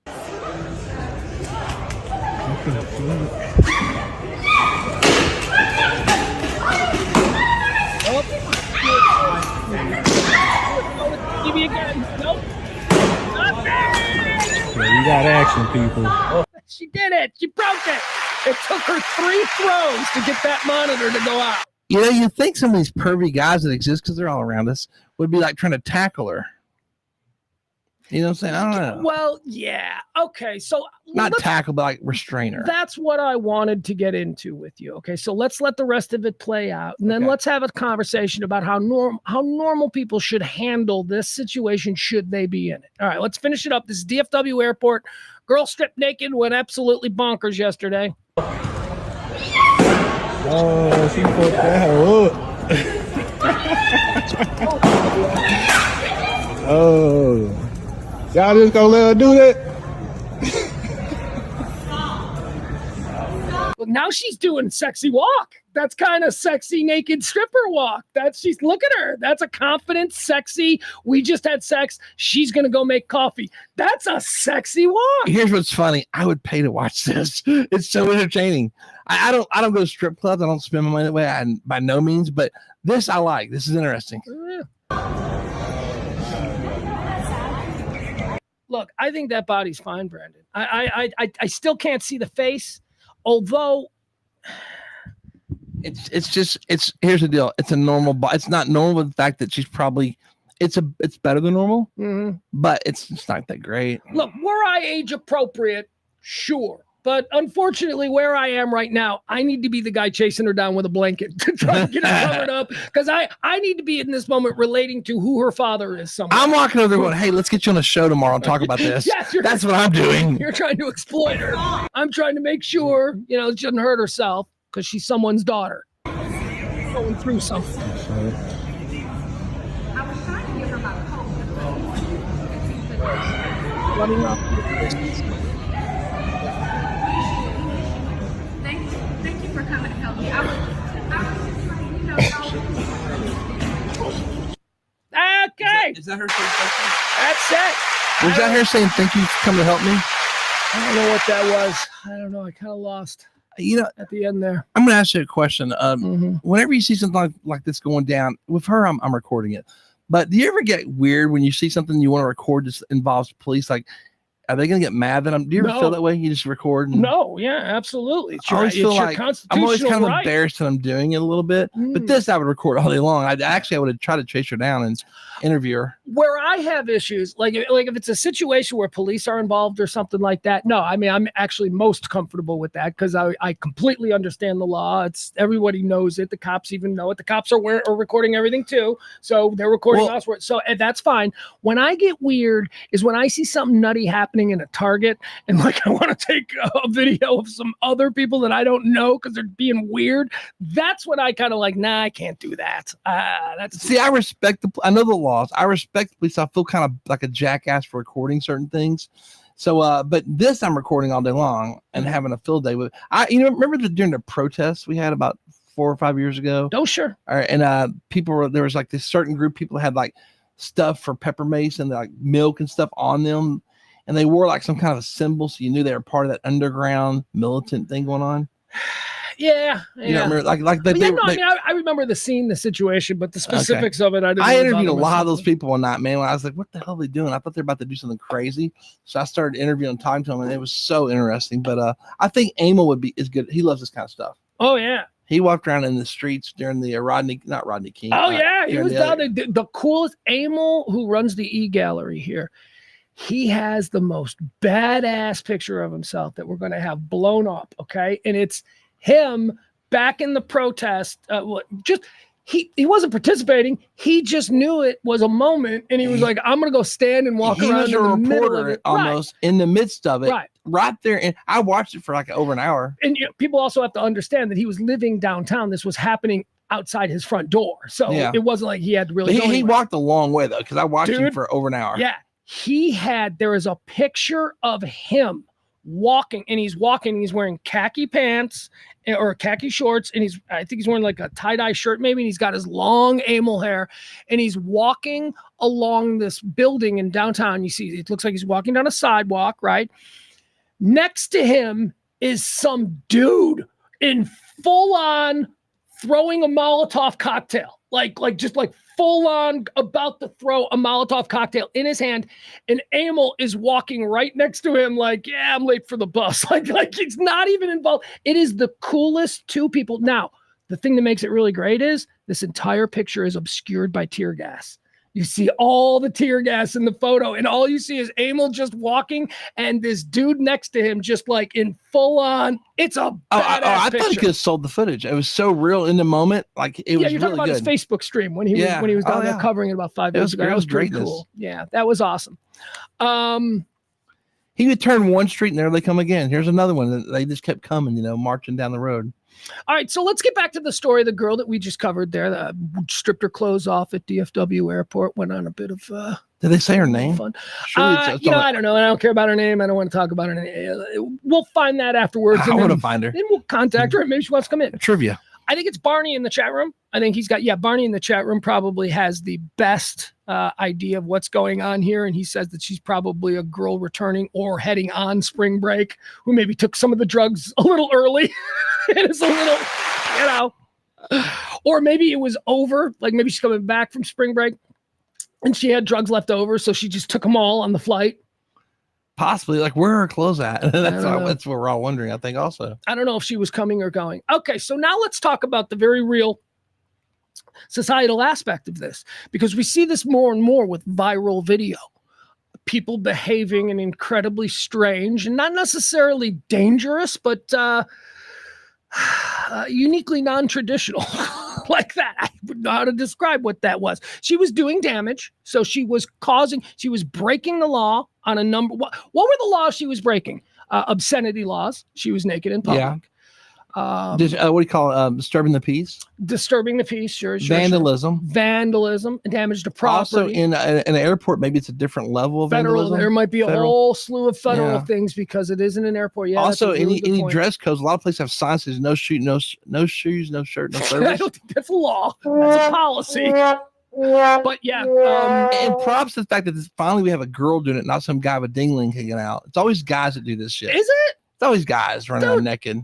I think it's always women, and they're always gross. That's why that's the strip club on Harry Hines. I'm talking about in this video. It's always a dude, and then you got to wrestle the guy, and he's got his dingling all hanging out. And you're like, you know what I mean? They always have to tackle him. All right, so what are we supposed to do?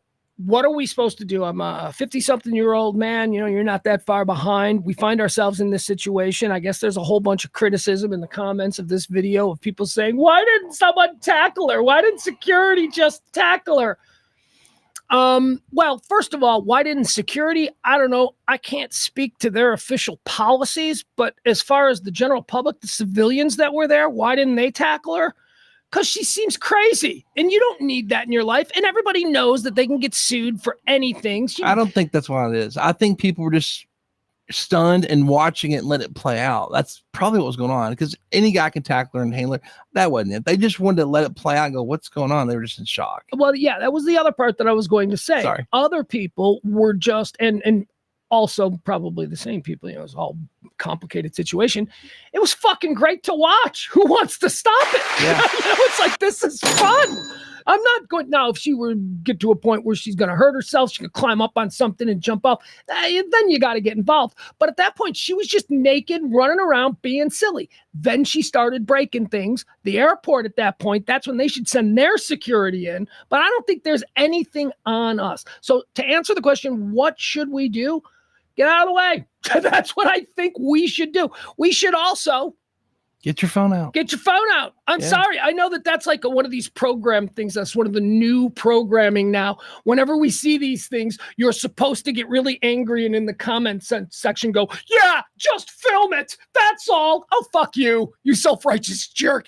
Filming it because it's funny, because we want to show our friends, because the world is wild, and now all these one-off experiences we have that we used to have to share through storytelling at bars, we can now show our friends. That's why we're recording it. So stop it with the whole, why isn't it, we should just recording? Yeah, just stand around and record. Yeah. What's sad is I've actually, as I'm sitting here digesting this, I've actually experienced this, but we're not strangers. Somewhat people I know that are messed up at clubs or something afterwards. I mean, I've experienced this, but not in public at the airport.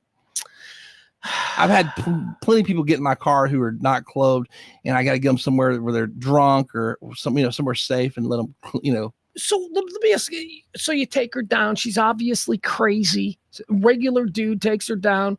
As Al says in the chat room, maybe a woman. There should be a woman. Where are the women in security? There's women all over the airport with uniforms. Why weren't they handling this?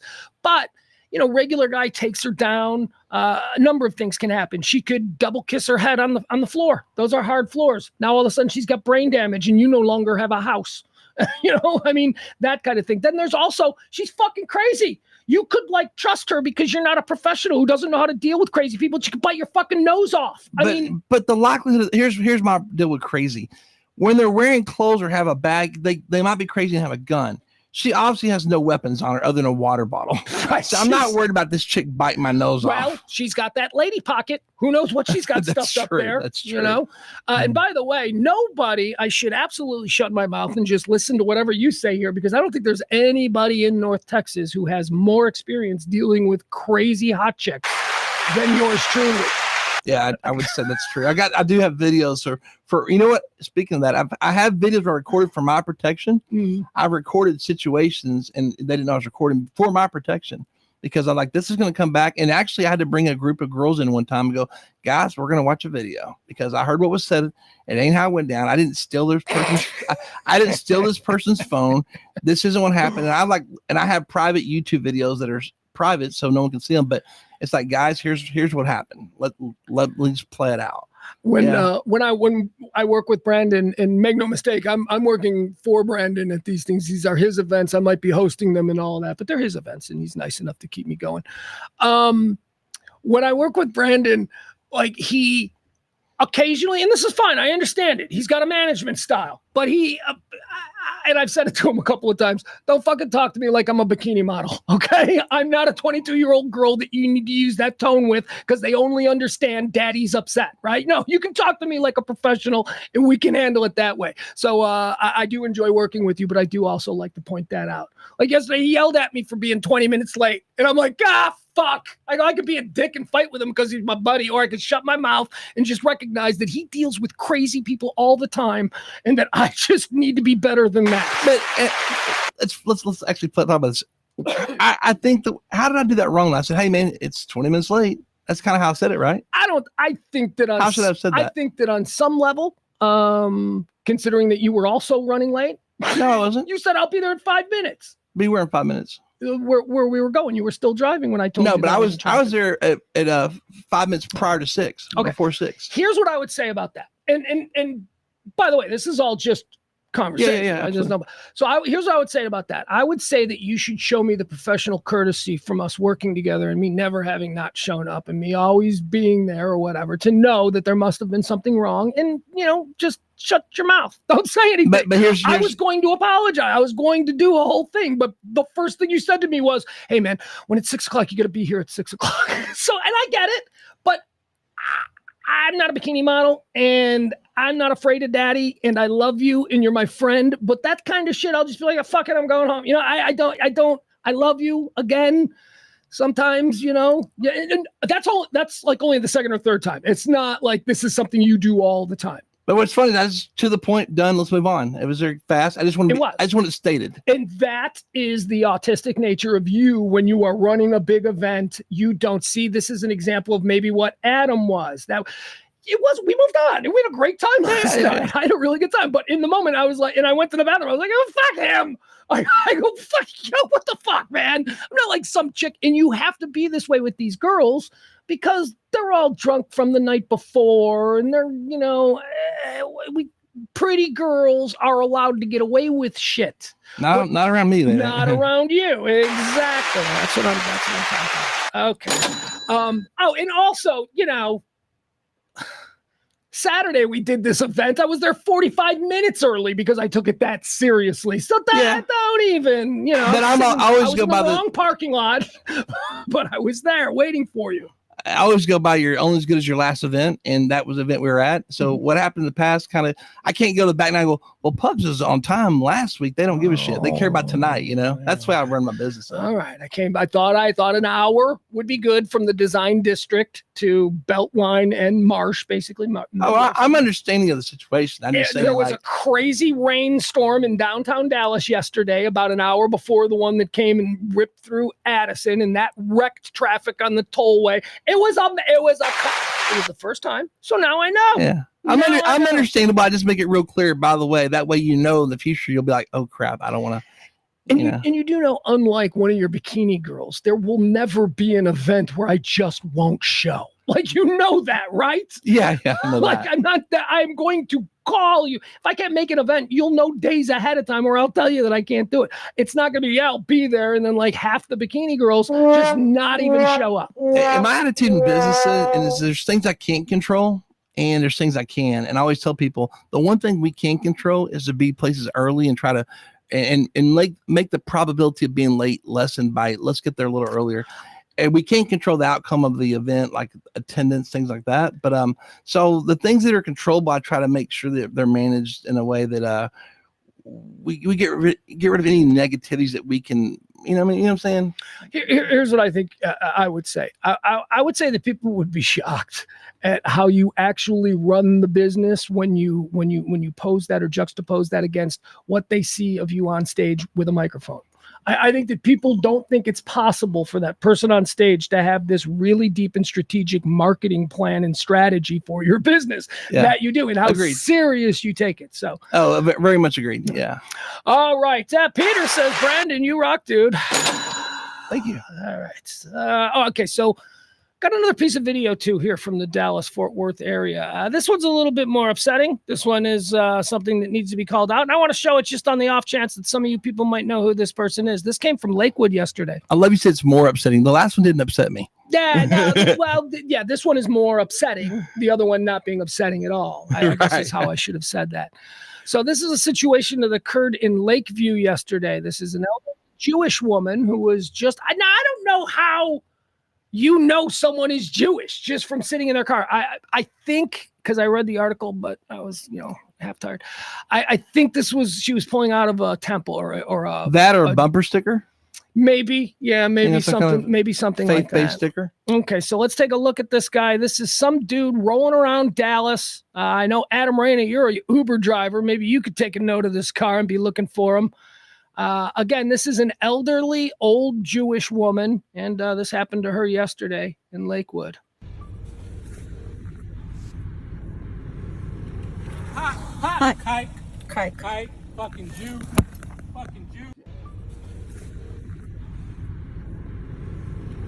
Hi. Kite. So, all right. It's not a long video. One more time. Let's take a look at that car. Let's see if we can't freeze it. And let's see if we can get a good look at that guy. There you go. God damn it. He looks like every dude who's half Mexican in Dallas. That's what he looks like. Every dude in Dallas who is half Mexican or looks like this guy. What kind of car is that, by the way? Let's go back and see. Is it gray or black? It looks like a Nissan, maybe. What is that? That's a Toyota. It is a Toyota.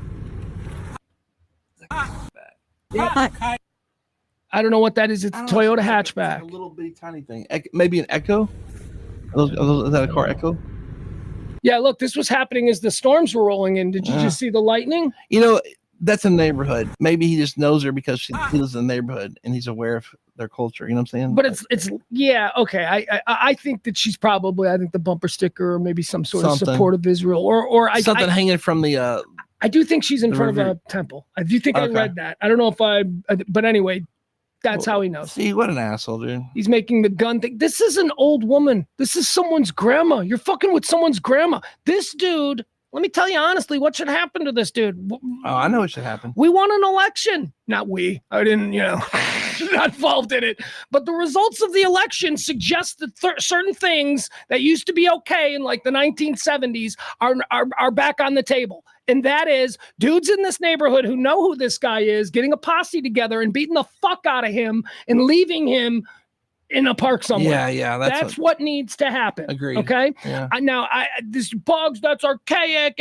It's called community control. And I know that it sounds crazy if you were raised in the past, 20, 30 years of, helicopter parenting and, everybody's being bubble wrapped and the world is safe. But that's not how the world worked fairly cleanly as I was growing up. And I'll tell you what the difference is. Because this was my thought when I was watching this. If Dallas had a mafia or serious organized crime presence, this would not happen in Lakewood. Right. I'm all for the policing ourselves because the police are too busy, and I've literally had talks with the police when I was getting in trouble about this situation. So I'm like, dude, you guys are too slow to get here. We've called 911. You're not here, and this is wrong. I mean, you as a person who's a policeman took that job because you want to fix wrongs, and I'm a citizen. If this, so like where I'm from in Chicago, all the neighborhoods have a captain, a capo, or whatever, a guy who runs the neighborhood for the godfather or the leader of the outfit, which is the Chicago Mafia. And if this were to happen, somebody would go to him. They'd go to the captain. Tony Soprano was a captain in the Soprano show. They'd go to the captain and they would say, this is happening. And he'd be like, let's fucking go get him. And then they'd round up a bunch of dudes and they'd show up on his doorstep. And this dude would know who's on his doorstep. He'd rather have the police on his doorstep because he would know what's coming. We don't really have that. I mean, and it's strange here because Texas basically invented the concept of rounding up a posse to go get people. This is on the internet, so it's out. Whoever this is, people know who he is, and he's been addressed by now. Let's get him. When did this come out? When did this? Yesterday? Let's get him and hand him over to the police, and let's hope he doesn't resist. That's how you handle this guy. All right, it's just we'll watch it one more time. There's no room for this. You know what sucks is what we just talked about played out for me at Planet Fitness, and I'm banned from Planet Fitness for life. Yeah, but aren't you banned for taking showers or living there or something? No, we got in a fight, and the guys hit me with their car. They ran. That's right. Flew across, and I'm like, I'm banned. I was doing your job because y'all couldn't get these lunatics out of your damn place. The reason I brought up the mafia with this whole thing is because I don't know if people understand the mafia's role in anti-fascism, the mafia's role when it comes to Nazi influences in this country. In World War II, during World War II, it was the New York organized families, Lucky Luciano, Charles Luciano, who worked with the Department of Defense to make sure that the docks in New York City would never be infiltrated by any German spies or anything. And then the whole reason the invasion of Europe, at least the first one that came up through Sicily and North Africa, that invasion of Europe took place and was successful because of the American Mafia, because the American Mafia contacted their cousins in Italy and talked to those mafia families, and those mafia families made sure that the beaches were clear for the invasion, and they made sure that the Nazis were preoccupied with other bullshit while Patton and his army were coming ashore. The mafia in America has a huge history of being against the Nazis. In Chicago, the Nazis came and marched in Skokie, and there were probably 500 Sopranos-looking dudes lining the street with baseball bats, just letting them know that the government says you can march here, but this is our place. The mafia does not like Nazis. We need the mafia in Lakewood, is what I'm saying. Or we just need some real good alpha male Texans to go handle these guys. Lakeview earlier. It's like Lakewood, though. It's Lakewood. Okay, earlier you said Lakeview. Did I call it Lakeview? Yeah, which it hit me because I went to school at Lakeview in Garland for a minute. Well, I would have said Lakeview because Lakeview is a neighborhood in Chicago. Okay, so it's Lakewood. Okay, and Lakewood is the there's neighborhood Lakewood here. and there's Lake Highlands. Yeah, and there's lake everything. Yeah, there's everything's tons got a of them. lake. Bunch of lakes for a state with But no I'll help people. lakes. I'm sure they found this guy by now. I don't know. I could probably look it up, but why? I'd rather just rant on it and pretend it's. Now we've moved on. What else do we have here? Hey, Megyn Kelly is starting her own podcast network. Megyn Kelly, she formerly of Fox News. Then Megyn Kelly went to the Today Show. She took a gigantic paycheck because she thought she could talk about donuts and baking and shit like that for the women, on NBC in the morning. And then what'd she do? She did something that was like mean, because Megyn Kelly is mean. She did something mean, and all the soccer moms in America went, we don't like her anymore. And so NBC had to eat that contract. She was kicked out, started doing some online stuff. I think she appears here and there, but she doesn't really have a home until now. Megyn Kelly is starting her own podcast network. Got to be honest, I don't really want to see Megyn Kelly on any platform other than OnlyFans, but that's just me. Any thoughts on Megyn Kelly? Nope. God, she's so hot. No thoughts on her. She is so hot. Dude, she is like 50 years old and still So hot, hotter than any Sunbrew girl. Have you seen her in a bikini? Have you seen 50-year-old Megyn Kelly in a bikini? No. Oh my God. So mean though. She is a mean, hot girl. You know what I'd like to do? I'd like to do a podcast with girls who went to high school with Megyn Kelly. I bet you that would be good. That would be. All right. Gen X, a new study has revealed. You're Gen X? Yeah, of course you are. A new study has revealed that although sexual activity among all generations is in regression, do you know this? Gen Z is the least sexually active generation of young people in history. What qualifies as a Gen Z exactly? My kid. My kid 15 right now. He's 15. So if you I believe that 22 to whatever. They're 10. different nowadays. I think though a lot of it depends on the neighborhood you grew up in. I think your kid living in Plano, is that right? Plano? Yep. I think those kids, because I had a juice bar in Plano, and the kids that were so different, they'd never been in fights. Not one of them had been in a fight before. And like My four kid of them. has. Well, I was like, how come y'all didn't follow? Someone broke into my car and go, how come y'all didn't follow me out to help me and have my back when I chased down the guy breaking my car? He goes, huh? Like, y'all just stood there. He goes, well, I've never been in a fight. And none of them. I'm like, I'll pay off $50 to go on the back and fight and see who wins. That's it. There you go. That's a new YouTube channel. Teenage boys who've never fought before being forced to fight.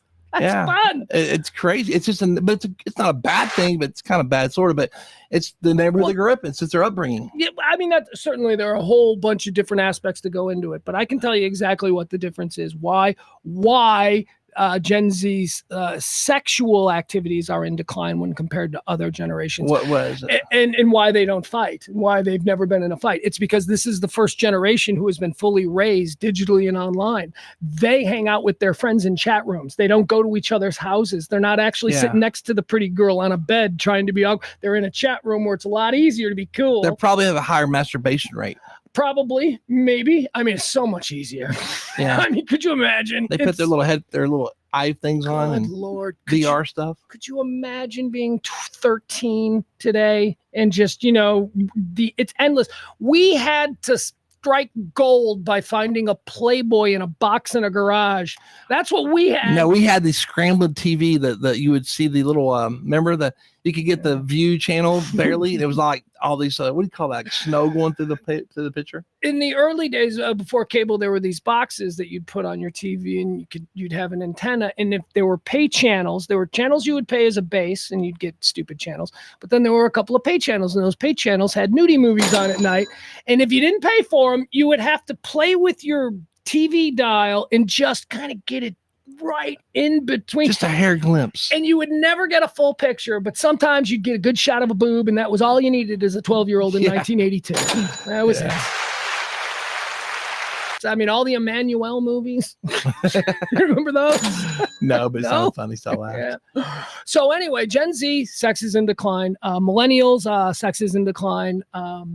Boomers, obviously, sex is in decline because they're older. But Gen X is the only demographic who is not in decline. In fact, they have stayed the same sexually as far as, being.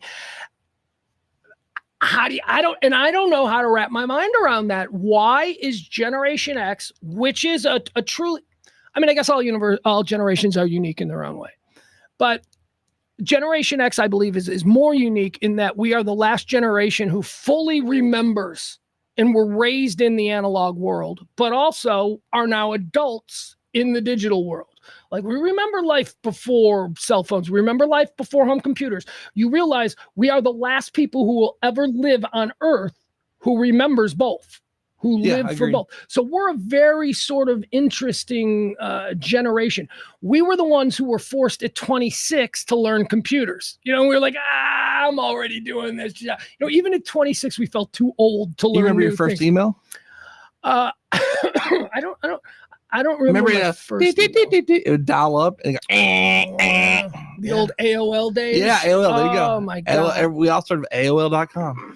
So I mean, Gen X is unique in and of itself with its worldview and its perspective. We're also the smallest generation, so we've never been as easy to sort of just paint with a wide brush. Except when we were 20. When we were 20, we were slackers. The whole term slackers, and that we were the generation that was garbage, that nobody gave a shit about, that wasn't going to amount to anything, right? Heard that? Every generation is tagged with that, but we got the name slackers. I don't know. I do not have any reason that comes off the top of my head as to why Gen X would be the only generation that is not in sexual decline. I think we were simpler people. And that's from video games were left, right, not download, upload, and have to do all the buttons. And there's nothing simpler than basic sex, right? Insert here. Maybe it's an age thing. Okay, so let's do this. So let's eliminate Gen Z for the reasons I stated. They're just not as in the same room ever. That's why they're in decline.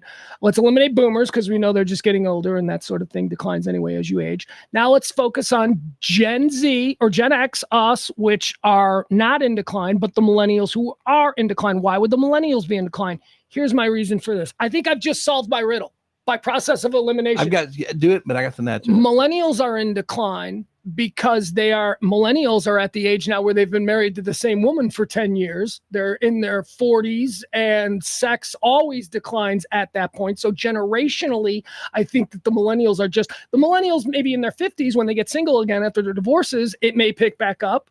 That is also a reason Gen X may be a little bit more up because they're suddenly free again in their 50s and they're not so old that they don't want to have sex. The other point to this is you just nailed it, by the way.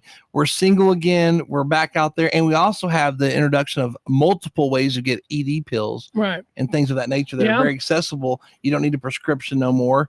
And so I think that's a lot to do with it. I think that's it. I don't think it's necessarily that Gen X is having more sex. I think Gen X has had the same amount of sex. I just think that the other generations, for well-stated reasons that I just laid out, are in decline, whereas I can't find a reason for Gen X to be in decline, only reasons why they would still be having sex. All right, there you go. We just broke it down. Look at us. We can do smart people radio. Hot mugshot girl.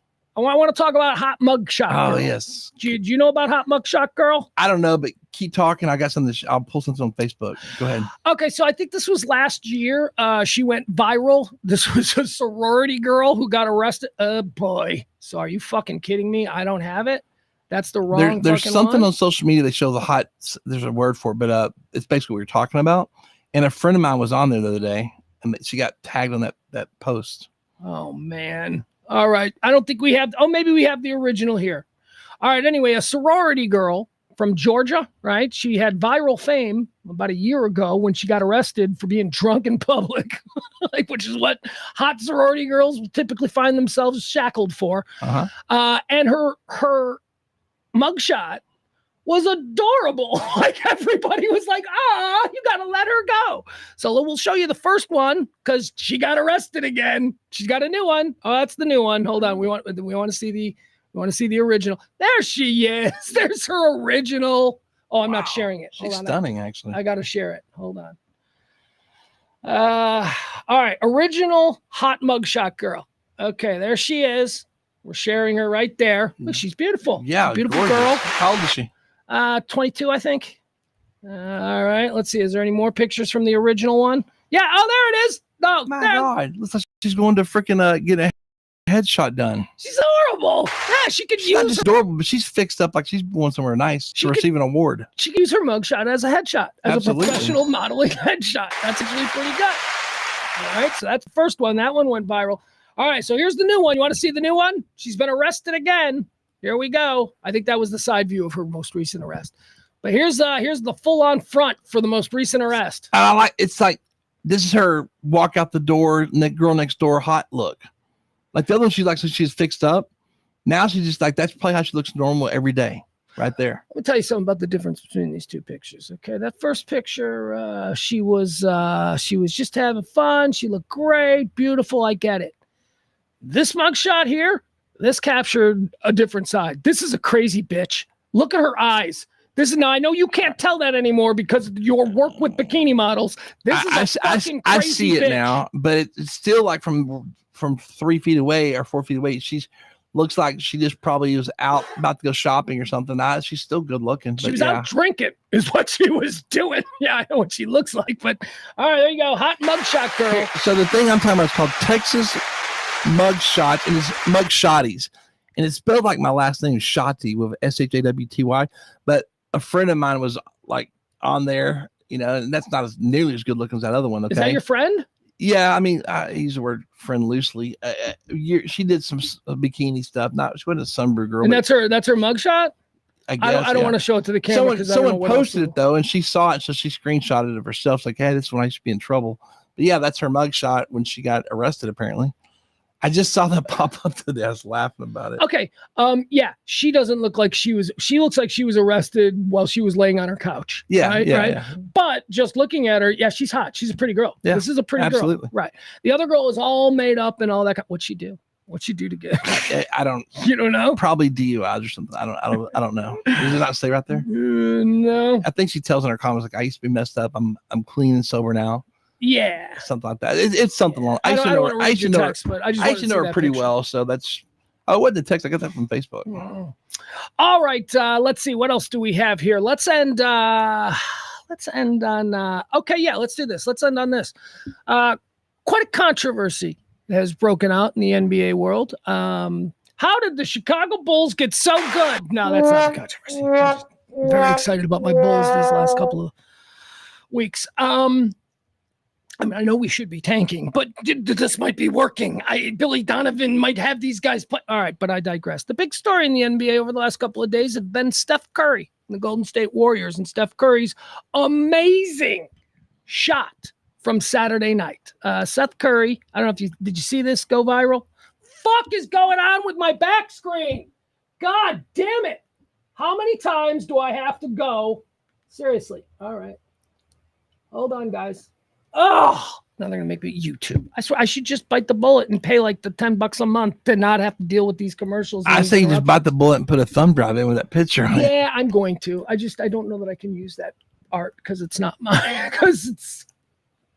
I can use it on YouTube, right? If I'm using it from YouTube, but I don't know if I can just steal it.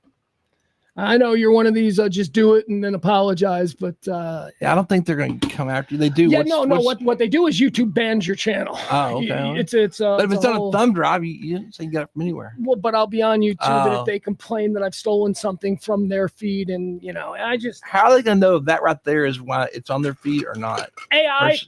Yeah.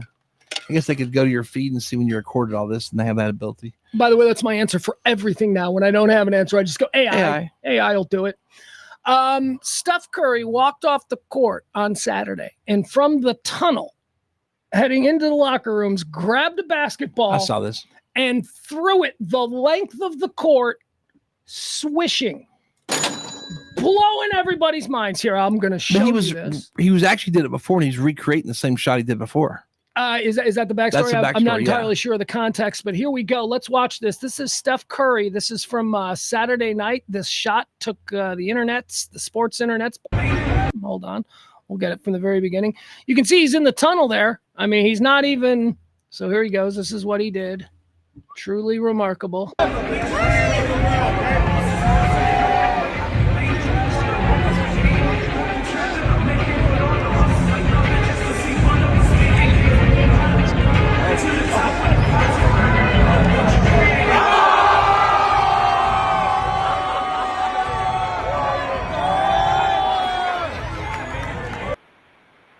I believe that is the definition, the very definition of nothing but net. That the story I heard was he did that years ago, and he was recreating it, and he just did it again and nailed it again, apparently. So. All right, so that's great. Now went viral, and now why did I say when I was beginning to talk about this that this is the biggest controversy in basketball? Because there's another angle, Brandon. He missed. He did not swish it. It looked like he swished it. What he did was he hit the net. The ball came down. He went right down. So let's look at it from this angle. Here is a different angle of that shot that blew everyone's mind. Yeah. All right, here we go. All right, let's. And as it says, he missed it, or with a question mark. But I think it's pretty clear he missed it. Here you go from a different angle. Seth Curry's miracle shot.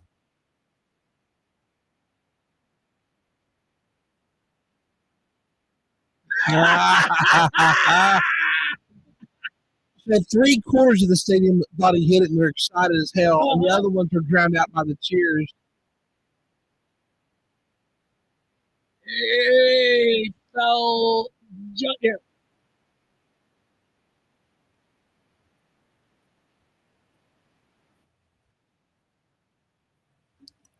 It did not go in. It looked like it went in. It was an optical illusion. Seth Curry missed that miracle shot that went viral. Don't let anybody tell you different. We proved it right here. All right, man, I think that's it. I think we're done with today's show. I would like to thank our executive producer. You know him, as I say in the chat room. He's the incredibly talented and the lovely Bill in the chat room, but we know him as the King of Trivia. Thank you, Bill. Appreciate that. My friend Brandon hanging out. Brandon's a member of Radio Misfits Dallas, so he'll be hanging out from time to time. He has open door policy to come sit there and spew his nonsense and visit with us. We appreciate that. Thank you, Brandon. Thank you for having me. All right. What else do I need to say? That's right. One more time. We'll pitch because this show needs to run on your tips and your gratuities. Thank you so much. It keeps it running. If you support this kind of talk radio, it's not political. It's just regular people sitting around talking every day from downtown Dallas, Texas. A little bit of a local flair to it for sure. We hope you join us again tomorrow. We do this every day at noon. Every day from the Kelly Moore Memorial Studios in the beautiful E Gallery in Dallas's Design District.